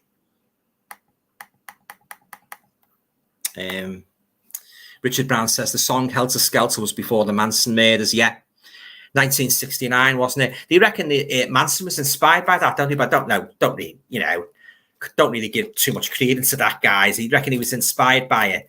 Don't really know about that.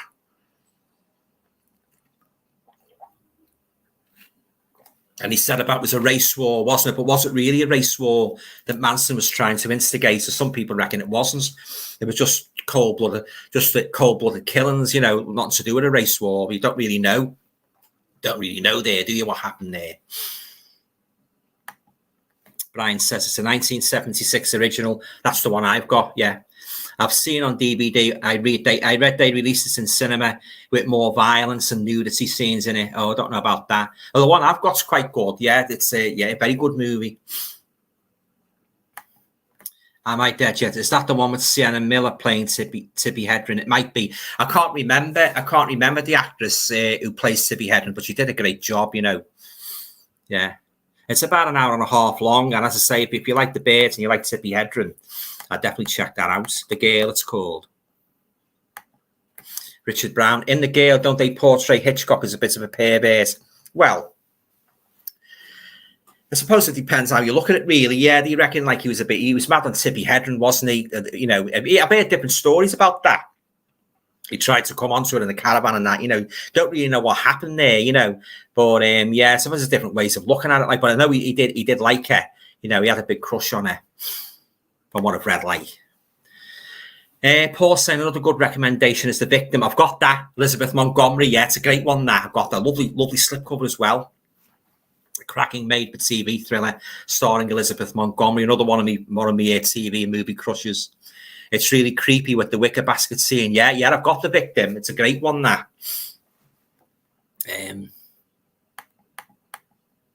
She played a notorious villain, didn't she, Elizabeth Montgomery? Annie, Lizzie Borden. Anybody seen that one, Lizzie Borden? Edward, do you remember a class comedy called Sykes? Do I remember Sykes? Yeah. Oh, I remember Sykes well. He co-starred with Hattie Jakes, didn't he? Yeah. Oh, he's good. He's good at Sykes. Yeah. Very talented man. Jeff Joffe, Anna and Danielle Massey, real brother and sister, playing brothers in The Vault of Horror. They do, yeah, that's right. Anna and Danielle Massey are both in that segment, The Vault of Horror, with the scene in the restaurants and that, you know, the tap in the neck and that. Yeah, that's a great one. That, yeah, I like that one. Yeah. Richard Brown, Barbara Eden or Elizabeth Montgomery. Oh, now you're asking me. I like both of them, so couldn't really pick. Paul Jacks. I really think of the Peeping Tom film when I think of Anna Massey. That was the film Paul received at the time, but it's now considered a classic. I've seen it many years ago. I don't remember too much about it. I was thinking about picking the Blu-ray up of that. So, yeah, I don't remember too much about it, but I have seen it. Chestnut F7 Tex Watson actually did the killing at the Tate and the Bianca houses. Yeah, from what I've read, like from the trial transcripts and that, he was the one that killed poor Sharon Tate, wasn't he? From what I've read, like by the book and that by the lawyer, it was Vincent Buglossi wrote the book Helter Skelter. Yeah, only from what I've read, like he administered the fatal stabs, didn't he? Paul Conway, do you know if Arrow's the Initiation of Sarah is worth a watch? It's a witchcraft film. I did have that a couple of years ago. Yeah, I didn't keep it because it wasn't one of my favourites, unfortunately. But you might like it. I'm not trying to put you off. Yeah, it wasn't one of my favourites. It didn't really impress me greatly. But that's not to say don't buy it. Give it a go. Just take notice of me because that's just my opinion. Richard Brown, Peeping Tom is a brilliant film, right? Yes, I have to check that out. It's been some time, as I say, since I last watched that. Chestnut F7 and Texas fathered 4 kids in prison. Yeah, I believe so. Through conjugal visits. That's wrong, that, isn't it? You know, after what they've done and that, letting them, you know, do that in prison. Yeah, so there you go. Just wait for some more comments, guys. Yeah. So I'll go until 10 o'clock then, guys, the usual, if that's okay.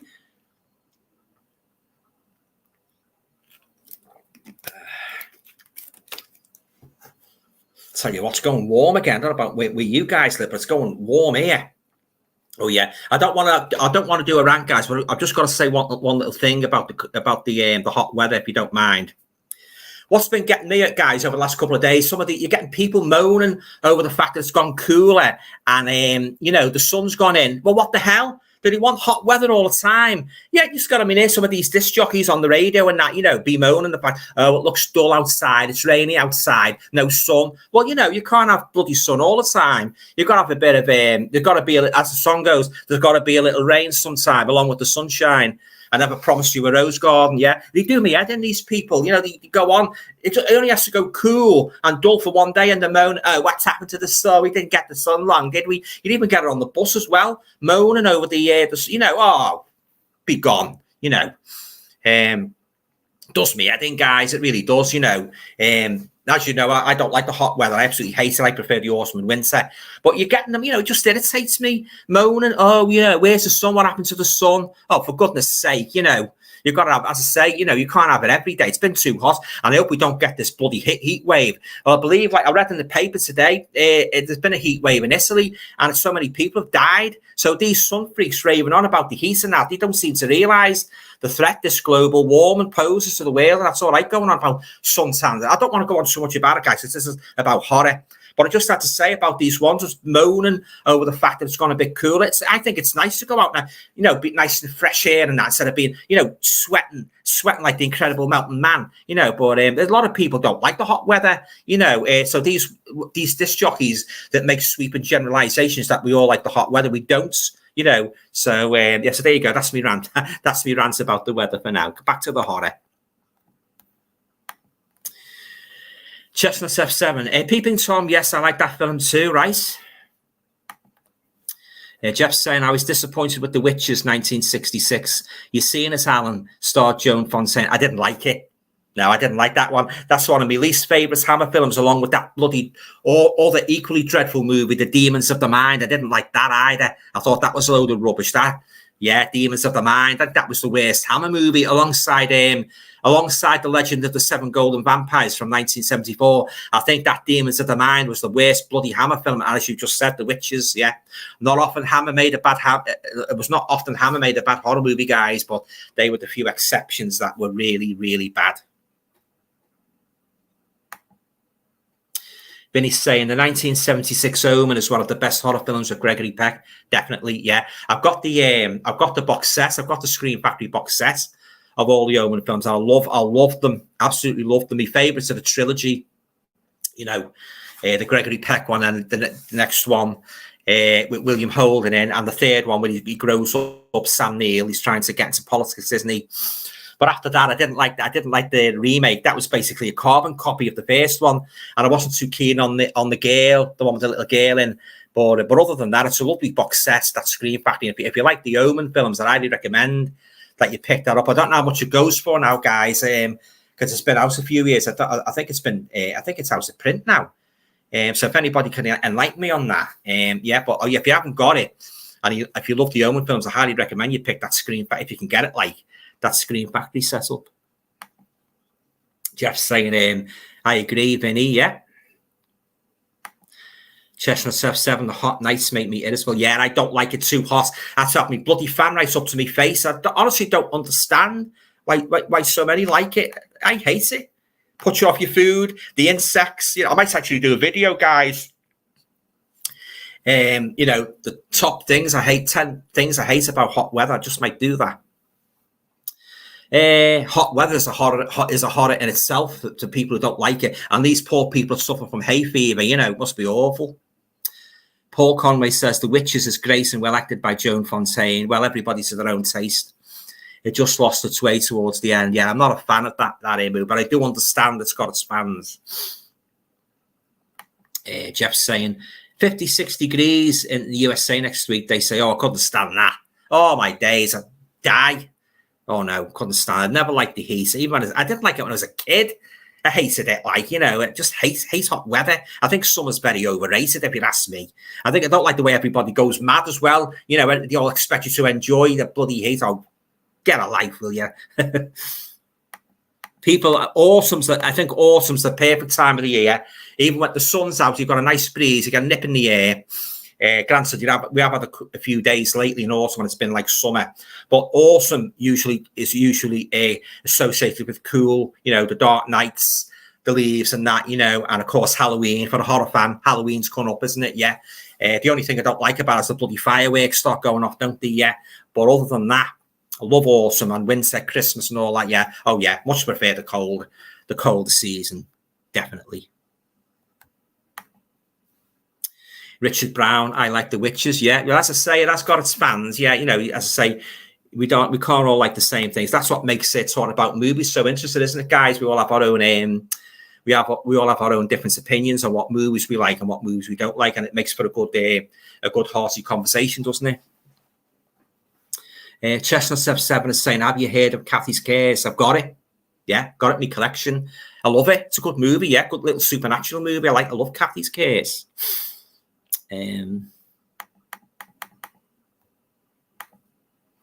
Paul's saying Demons of the Mind is underrated. It's certainly flawed though, and I can understand why some people don't like it. Yeah, I hated it, Paul. I have to say, I think I even hated it more than the Legend of the Seven Golden Vampires, and I don't like that movie. If you've been watching the videos, you know how much I hate that movie.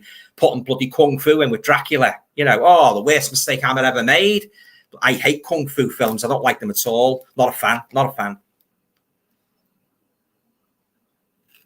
I think they're boring. I think they're samey. I just don't like them. Martial arts, not for me. Am I dead yet? Do you like that film, The Witch with Anna Taylor-Joy? No, I don't like it. Very, very slow. The one set in the Middle Ages where they're on the farm, I presume you mean. I watched that about 3 times now, and I still don't like it. So no, I don't like it. Not a fan. Too slow for me. Paul Conway, hot weather is terrible when you're fair skinned. Not a fan. No, I don't. As I just said, I hate hot weather. Jeff, did you see the boy who was in The Village of the Damned, Martin Stevens, age 17, and The Witches? Can't remember, Jeff.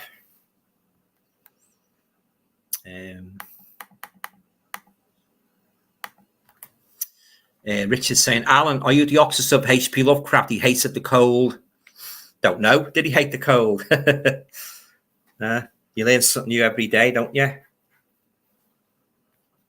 Rather have the cold than the bloody heat, hot, stinky, sweaty weather. Brian Gilson, I totally agree with you, Alan. Me and my mum hate the hot weather. It makes us feel unwell. Yeah, makes me feel unwell as well. Our favourite time is autumn. Do you like the film Arachnophobia? It's really good. My mum hates that one. Anything to do with spiders. Yeah, I'm not really a big fan of spiders myself, to be honest. Yeah, I have seen it years since I saw it. But it's very, as I say, if you don't like spiders, I think you best avoid that one.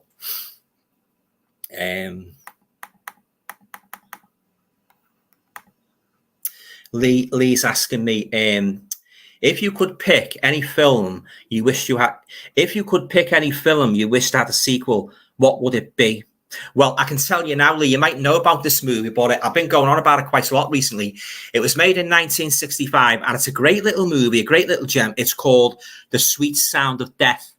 It's a Spanish movie. It's got a foreign title called La Lamada, and I'd highly recommend to pick it up from Amazon because it's got its own DVD now, because it started off as a double bill with a Paul Naschy, but they've given it its own release now. It's a great little ghost movie, and I wish they'd do a sequel to that or even remake it, but they better not make a bloody mess of it if they did remake it. Yeah, it's about this couple, this blonde girl with long blonde hair and a boyfriend. They go into the cemetery and they make a girl like she's obsessed with the paranormal, and she's standing by a grave, and she said about death, it's like a wonderful thing, basically. And she says, if the first one to die, we'll make a pact. One of us will come back from the dead, whoever goes first will come back to their partner, to prove that there's life after death. But it takes a very, very weird, dark turn because she dies in a plane crash soon after, and then the boyfriend starts wondering if she's really dead because he gets these weird phone calls that it's her and that. And, you know, all different things, that weird things. You've got a very creepy family, the girl. So I'd like to see a sequel to that. Yeah. Other films like I wouldn't mind seeing a sequel to Drag Me to Hell, but I don't know how they do that because the girl died at the end, didn't she? Yeah, and I'm trying to think if there's any other one-off horror movies I'd like to see a sequel to. I can't really think of any offhand. Most probably when I finish the stream, I'll most probably think of loads of one movie films like the Medicine sequel. But yeah, but The Sweet Sound of Death, I'd love to see a sequel to that.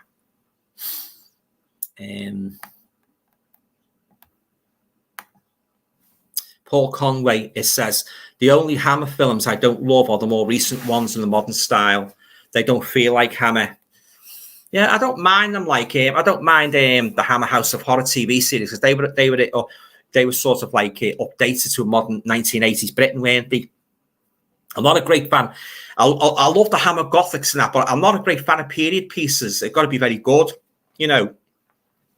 I think my two favourite period pieces are Dracula and Frankenstein, and I don't know, Jack the Ripper, Dr. Jekyll and Mr. Hyde. But if I see a movie, it's like set in the olden days, I think, oh God, here we go, old-fashioned days. Yeah, the story's got to be good, you know. But I've got no problem with the Hammer movies set in the modern days. I didn't have a problem with Dracula getting resurrected in modern times, and the last two Lee Draculas, the Satanic Rites of Dracula and Dracula AD 1972. I love them. I often refer to the Satanic Rites of Dracula as the James Bond Dracula movie because it had strong overtones of a James Bond movie, didn't it? You know, government's involved and spies and that, and those guys on the motorcycles and that, and all top secret stuff. You know, very much reminiscent of a James Bond movie. Yeah. So Brian says, I was thinking of getting Kingdom of the Spiders or the one with William Shatner in on DVD. I find them hard to watch too, as I have arachnophobia. Yeah, if you don't like spiders, stay well away from them. Yeah, I hate them. Vinny, what do you think about American Werewolf in London, the original one? I love it. One of my all-time favourites. Werewolf movies, Vinny. Yeah, it's a great movie, that. And one of the most terrifying scenes, it's the one where you get attacked on the moors as mate. The wolf ravages him, and the blood and that. You actually think he's actually getting slaughtered. One of the most realistic werewolf attack scenes I've ever seen in a movie. Talking of werewolf movies, I watched That Bad Moon, guys, over the weekend, and I have to say I was disappointed with it. You know, it really was. Although the werewolf was good, the way they'd done the werewolf, but the story was too slow for me. Very disappointed with it. Yeah. So there you go. Right, guys, just got some new comments here. I'm just going to catch up with them. Kingdom of the Spiders is well worth getting. It's a lot of fun, providing you don't have a spider phobia. Paul Conway is asking me, what do you think of Squirm? Loads of worms together, creepy. I've avoided that. I don't like worms, anything with worms and or creepy crawlies. Oh no, especially when I'm having me tea. Oh no, stay well away from that. Brian Gilson to Richard Brown, thanks. I will look into picking it up. Yeah. Chestnut 7, Clive Powell, who was the boy Paul and Children of the Damned, was the kid who was given the box to open in the Village of the Damned, right?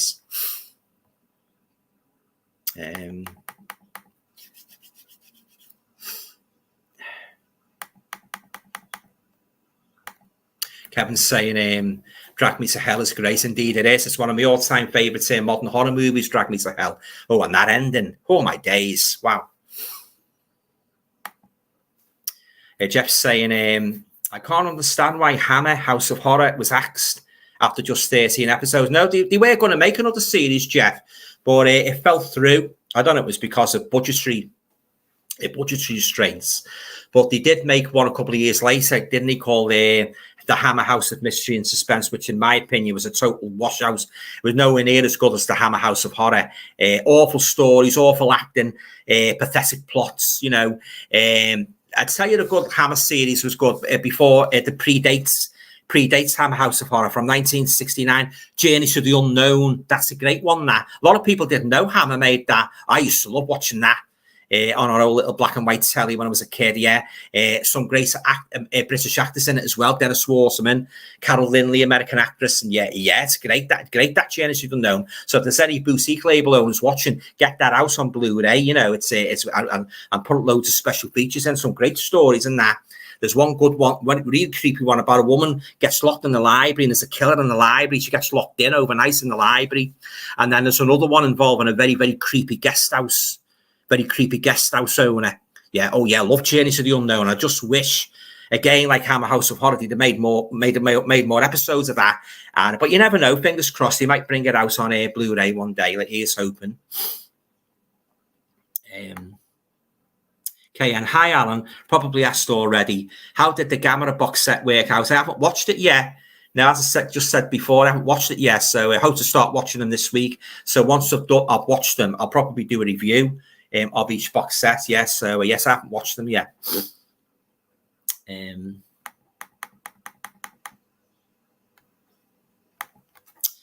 Jeff's asking me, what's your t-shirt say, Alan?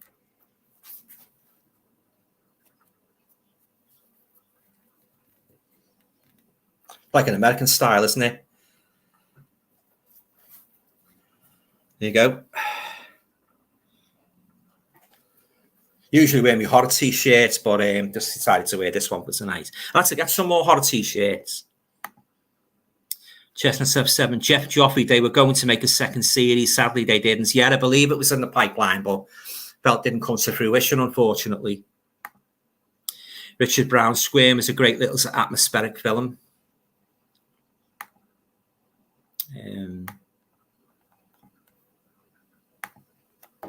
How many of the Nightmare on Elm Street were actually good, and which ones should you not watch?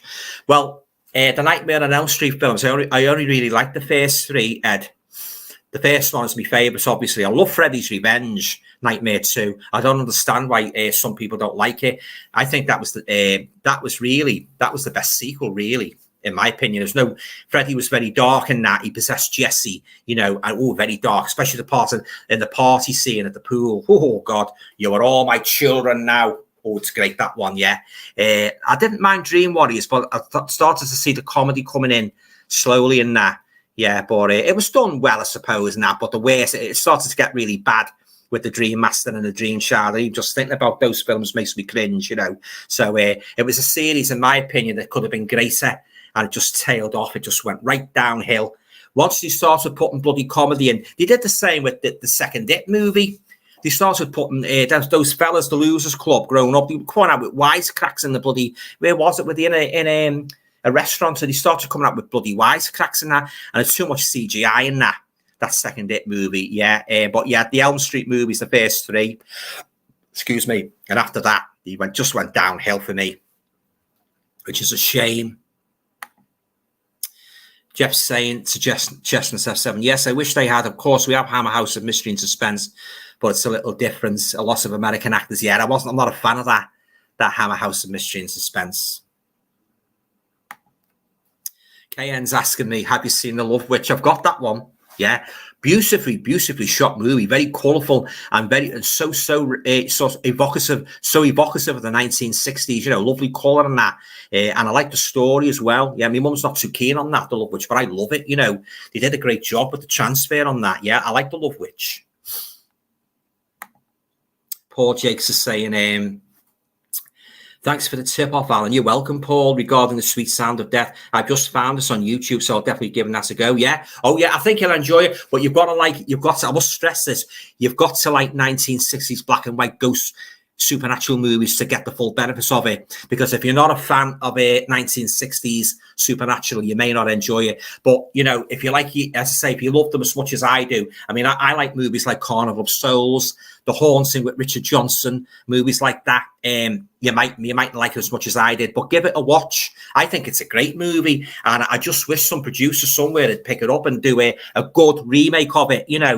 So they're always instead of going back to the classics and redoing them and that, you know, why not go and look for more obscure titles and sort of like do them? What, you know, bring it to people's attention. I mean, a lot of people didn't know about The Sweet Sound of Death until I mentioned it to them. You know, a couple of people picked it up now and watched it, and a couple of guys said it's a great movie and that, you know, the graveyard scene and that, and the girl's beautiful in it, lovely, got lovely long blonde hair, she's a beautiful looking girl, you know, and it's quite sad in parts. I won't give too much away, but a very eerie movie and that, it's very well done, very strong story, and I just love everything about it. Just like I love everything about Carnival of Souls. That's another good one as well. Carnival of Souls. Yeah, I love all those type of movies. Dementia 13. That's another good one. Yeah, I believe that was Francis Ford Coppola's first movie. So check that one out. He's like a kind of an axe murderer on this big country estate. You don't know who it is. Check out Dementia 13. That's another great black and white one from the 60s. Yeah. But yeah, I love The Sweet Sound of Death. I'll be watching it again in a few weeks. Richard Brown, The Love Witch is quite good, a bit slow. Great 60s ambience though, yeah. Just like Last Night in Soho, that had a good 60s ambience, didn't it? Yeah. He has to say, my mum doesn't like that movie. And I was surprised when she said, yeah, but she said, I don't like that. I didn't like the flashbacks where she was, you know, looking at the girl in the 60s and that. But I don't like flashbacks, but it worked. Yeah, for some strange reason, it worked for me in that. I think it was because of the 60s atmosphere, and I think it was because of the ghostly narrative that came in as the film went on, you know, and a rather brutal scene in the boarding house, you know, yeah. Oh, well, I love Last Night in Soho, yeah, it's great. And it was nice to see Diana Rigg, you know, appear, a little cameo, you know. Jeff's saying, yes, Journey to the Unknown is good, yeah. I've seen it on YouTube, but the picture, and I know, yeah, you're right, Jeff. The picture quality is very poor. And again, say if any boutique label owners are watching, you know, that would good suggestion would be Journey to the Unknown to pick it up and release it. Yeah, you never know; it just might transpire one day. Fingers crossed. Dr. Impossible's here. You okay, Doctor? Thanks for stopping by. Alan, get in touch with Disney. They own Journey to the Unknown. I know that Network in 2014 tried to get the license from Fox, but Fox said no. She said, oh, thanks very much, Doctor. Yeah, I didn't know Disney owned the rights to that. Yeah, okay, yeah, cheers, Doctor. Chestnut 77, although not a horror, The Time Machine, I love The Time Machine, Rod Taylor, 1960 version is a great film. Yeah, the Morlocks, yeah. I'm thinking about picking that up on the HMV, the HMV Premium range, yeah. Oh yeah, I love The Time Machine. And Rod Taylor, he was very good in The Birds, wasn't he? Yeah, when he played Mitch. Yeah, he's great. He's a great actor, Robert Taylor. Dr. Impossible saying, the BBC made a sci-fi series called Moonbase 3, and Fox co-produced the series with the BBC. It took a while for the BBC to release it on VHS in the early 1990s, right? Yeah, there's a lot of these obscure series, isn't that what, you know, a lot of people don't know about. Be great to see them released on Blu-ray or DVD. Paul's saying, Alan, I love 1960s horror films, so all good. Yeah, definitely. Oh, especially Psycho's one of the best, isn't it? Oh, yeah, Anthony Perkins, yeah, where he played Norman Bates, yeah. And as I say, Carnival of Souls, yeah, The Sweet Sound of Death, all great ones, yeah. Some of the ones Hammer made as well, Paranoiac and Maniac, they were all good 1960s horror movies. Simon Film fan saying Susan George was in Mystery and Suspense. Checkmate, I believe she was, yeah. She was also in Tales of the Unexpected, wasn't she? I think she appeared in did she appear in one of Brian Clemens's thrillers? I'm not too sure. There's just so many of them. But I know she was in the Roald Dahl one, where she killed her husband with the leg of lamb and all the coppers. She gave it to the coppers to have a meal, you know, didn't they? Thereby destroying the evidence, yeah. I like Susan George. In Straw Dogs. Straw Dogs is one of my favourite Susan George movies, guys, yeah. Jeff's saying, I like the tattoo. I like the tattoo getting bigger and bigger in Mystery and Suspense, right? Richard's saying, surprised you didn't like that Mexican box set. If you like 60s black and white films, I really enjoyed them. No, I didn't like it, Richard. No, the only one I really liked was Brainiac. I didn't like the others, no. They just didn't do anything for it. Even though they were made in the 1960s, they didn't do a thing for me. I didn't like the stories, so what can you do? Brian Gilson saying City of the Dead is a good black and white film, 60s horror film. Yeah, the one with Christopher Lee, and yeah, it's a great when he's a college tutor. Yeah, it's great, that one. Isn't it called? It's also called Horror Hotel, isn't it? Yeah.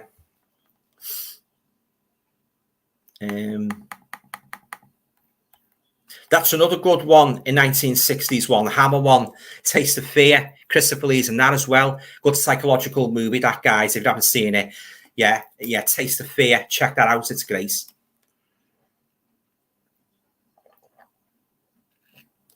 Got a marvelous twist as well. And of course, if you guys know, you've been watching me channel for any great length of time, you'll know how much I love twists in these stories, both in movies and in books. Yeah, I love a good twist. Let's twist again.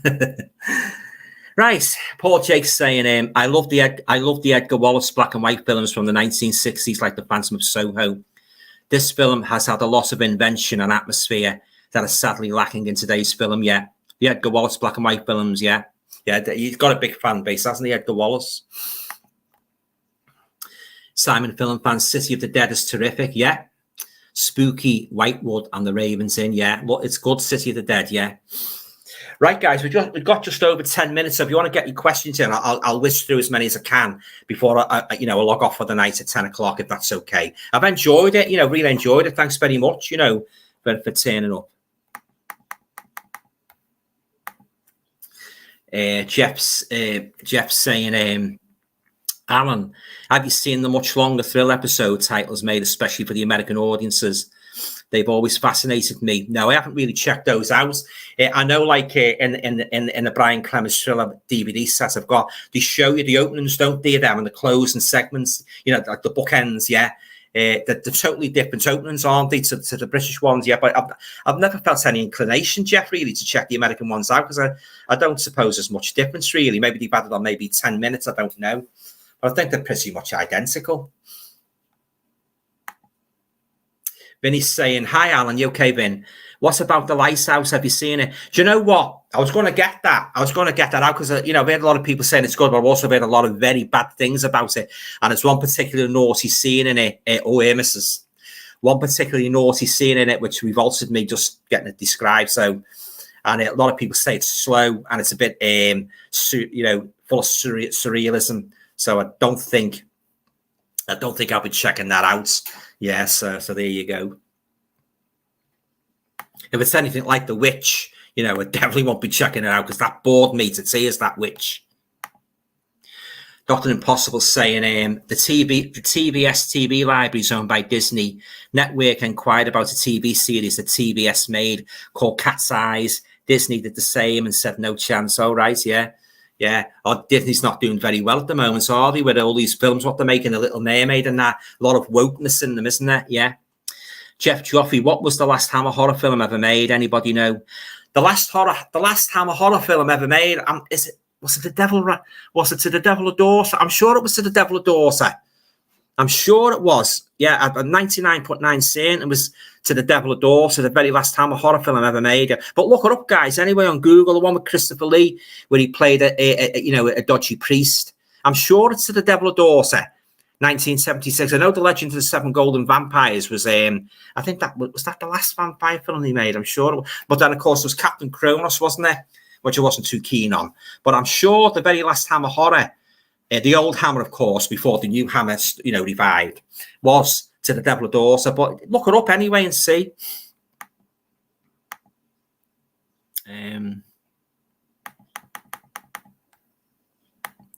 KN says, I don't know. The worst thing about a lot of those beautifully curated box sets of obscure films seems to be, I know, yeah, I've been Fox many a time, and I don't like it, to be honest. I don't like it when I get a lovely presented box set, and when you watch the films, oh, God, you think, what have I bloody wasted me money on here?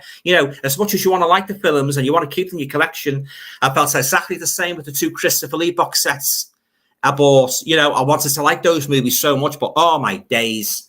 They were awful. There was only one or two I liked, and the Sherlock Holmes one was dreadful. And you're hardly seeing them, and you know, most of them you're hardly seeing them, you know. But oh yeah, I agree. You know, it's sad. Like, you get a lovely box set. Even this one I've got now, the Dancer Macabre one, all Italian horrors. It's proven to be a major disappointment. There's only really Lady Frankenstein that's got any real merits, and that's not even Grace. You know, but oh yeah, I'll actually put it on eBay already. So if anybody's interested in buying it, it's on eBay if you want to buy it. But I only keep a box set if I really like it. Every movie's got to be good, you know. Otherwise, I get rid of it. It's a shame, really, because as I say, they do such a good job with the packaging. Chestnut Step 7 says to Jeff Joffrey, To the Devil Adores. Yeah, To the Devil Adores. I'm sure that was the very last Hammer horror movie. Lee says, if you could pick any horror to have a remake, what would it be? Oh, yeah. Yeah, I answered that before. Maybe The Sweet Sound of Death. Yeah. I think that would be a very good, provided he did a good job with it. The Sweet Sound of Death.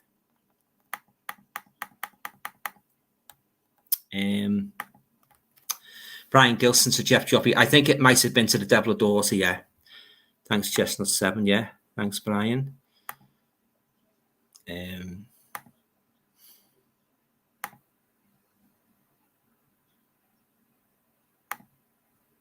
Simon's saying The Snorkel, another cracking Hammer thriller. That's great, The Snorkel. I've got that in the Hammer Indicator box set. Yeah, it's a good movie, that. Great one, that. Never Take Sweet Summer Strange. That's another good one. It's in one of the Hammer Indicator box sets. I highly recommend that one. Never Take Sweet Summer Strange. A great story, great acting as well. Am I Dead Yet? Saying, I watched a video about creatures from the British folklore, and I think there could be some good horror films made from them. What do you think?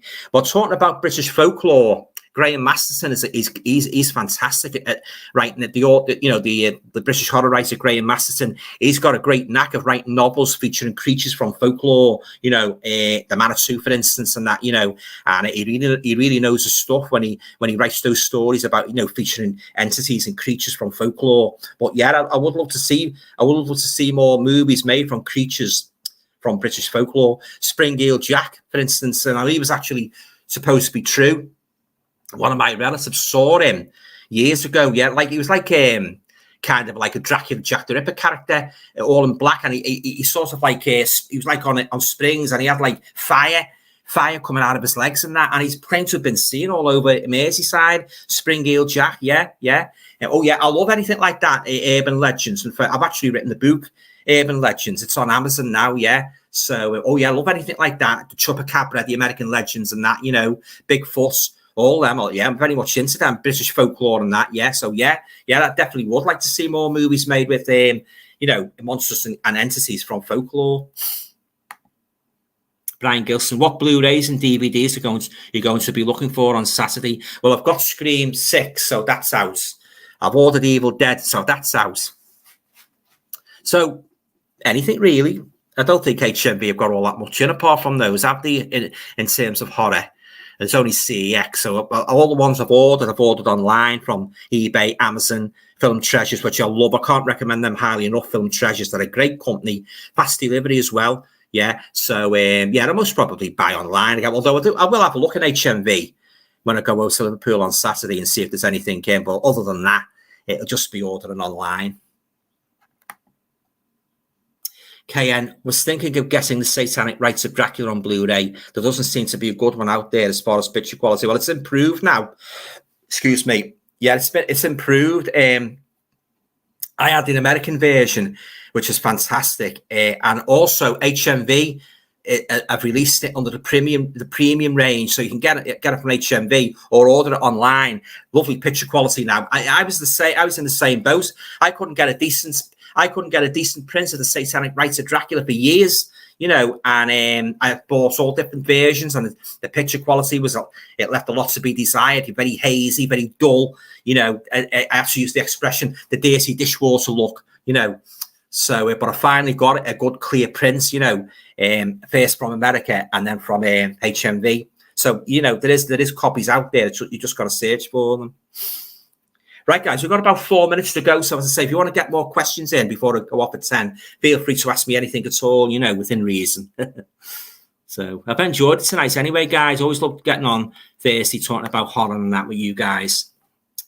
Jeff saying, I watched those Mexican horror films online and they look much older than the 1960s, more like the 1930s. Yeah, I'd take your points. Paul's saying, Lady Frankenstein is a UK release. It does indeed, yeah. This is worth a pick up on its own. Yeah, it's got a UK release, yeah. Dr. Impossible saying, Tales of Unease is going for crazy money on eBay, Alan. Yeah, I picked that up. Yeah, it's a good little series, that. Lucky I picked up my copy for $12.99 just before Network went tits up. I know, yeah. It's sad about Network, wasn't it? Yeah. Oh, yeah, it's good, Tales of Unease. I love that one. Jeff's saying, when's your next book coming out, Alan? Good question. I'm still putting the finishing touches to it, Jeff. So once it does come out, I'll do a live stream, book launch and that, and talk a bit more about it and that. And yeah, maybe you never know, you might be lucky to get a free copy too. Yeah. So yeah, so very soon, hopefully, once I've finished all the formatting and that. So yeah, so watch the space. Yeah. Paul's saying, I'm not a huge fan of the new Hammer. The Resident was a bit boring. It was boring, even though it had Christopher Lee in, albeit briefly. Old Hammer as glamour and charm. Yeah, definitely. Old Hammer had glamour and charm in bucket loads. Yeah, those wonderful Gothic films. Christopher Lee as Dracula, Peter Cushing's Baron Frankenstein. Then you'd have the non-Dracula Frankensteins, and yeah, the Reptile, the Plague of the Zombies, Blood from the Mummy's Tomb. Oh yeah. Yeah, nobody can beat Hammer when it comes to creating perfect Gothic horror. Nobody at all.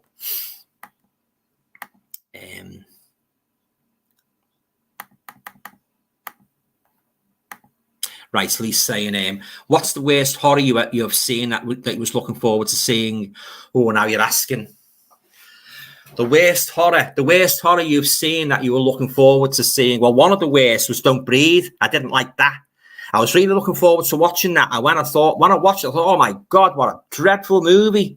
They've even made a sequel as well, haven't they? Don't Breathe 2. They made it more good than that. Oh no, not for me, that.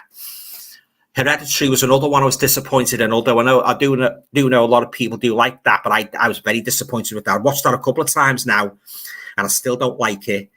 Of course, Suspiria, need I say more about that? The remake. I think I've said enough about that. But I'm just trying to think, worst horror. I suppose, like, I think Suspiria, the worst remake, as I say, but ones I've been looking forward to, yeah, as I say, Don't Breathe, Hereditary, yeah, they're the ones that spring to mind. Oh, that's another one I was disappointed in, guys, but it was a TV series, the Dracula one from a couple of years ago. It was on about 3 Christmases ago. I think you all know the one I mean, where it was spread over 3 nights, wasn't it? Was it Mark Gatiss wrote it? Mark Gatiss, yeah, I was disappointed with that. Yeah, and I thought to myself, oh, a new Dracula, and that, because any mention of Dracula, I'm right there. I want to check it out. It's the same with Frankenstein, because they're my 2 favorite monsters, of all time.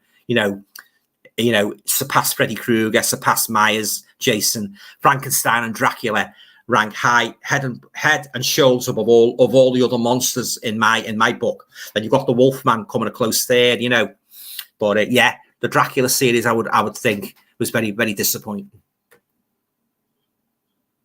Oh, I also, while we're on the subject of disappointing TV series, the new Creep Shows TV series, I forked out for the Blu-rays for them, and I didn't. The stories were absolute crap. They really were. The new Creep Show TV series. I don't know if they're making are they making a 4th one? But I wouldn't say watch them anyway. I didn't like the first 3 series and that, lovely covered Blu-rays and that, lovely slip covers and that. And he really promised to be, in the tradition of the old Creep Show, the Amicus films and that. But when I watched them, was I disappointed? Whew. Right, guys, a minute to go. So once again, thanks for turning up. I've really enjoyed it, and hope to have a guest on next week. I won't divulge yet until near the time who the special guest is.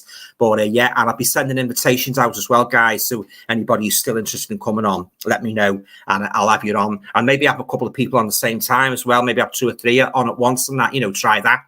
So yes, so there you go. Yeah. So yeah, I've enjoyed it tonight, guys. So I always say this: if you go on Blu-ray or DVD hunting at the weekend, I hope you manage to pick up some bargains. Yeah. So yeah. All right then, guys, I'm going to lovies and leavies now. So again, thanks very much for turning up. I really enjoyed it. I always look forward to my Thursday night solo lives and that. So yeah, so take care of yourselves and have a nice weekend. And all going well, I'll be back again very, very soon with another live. Take care. Bye. Bye.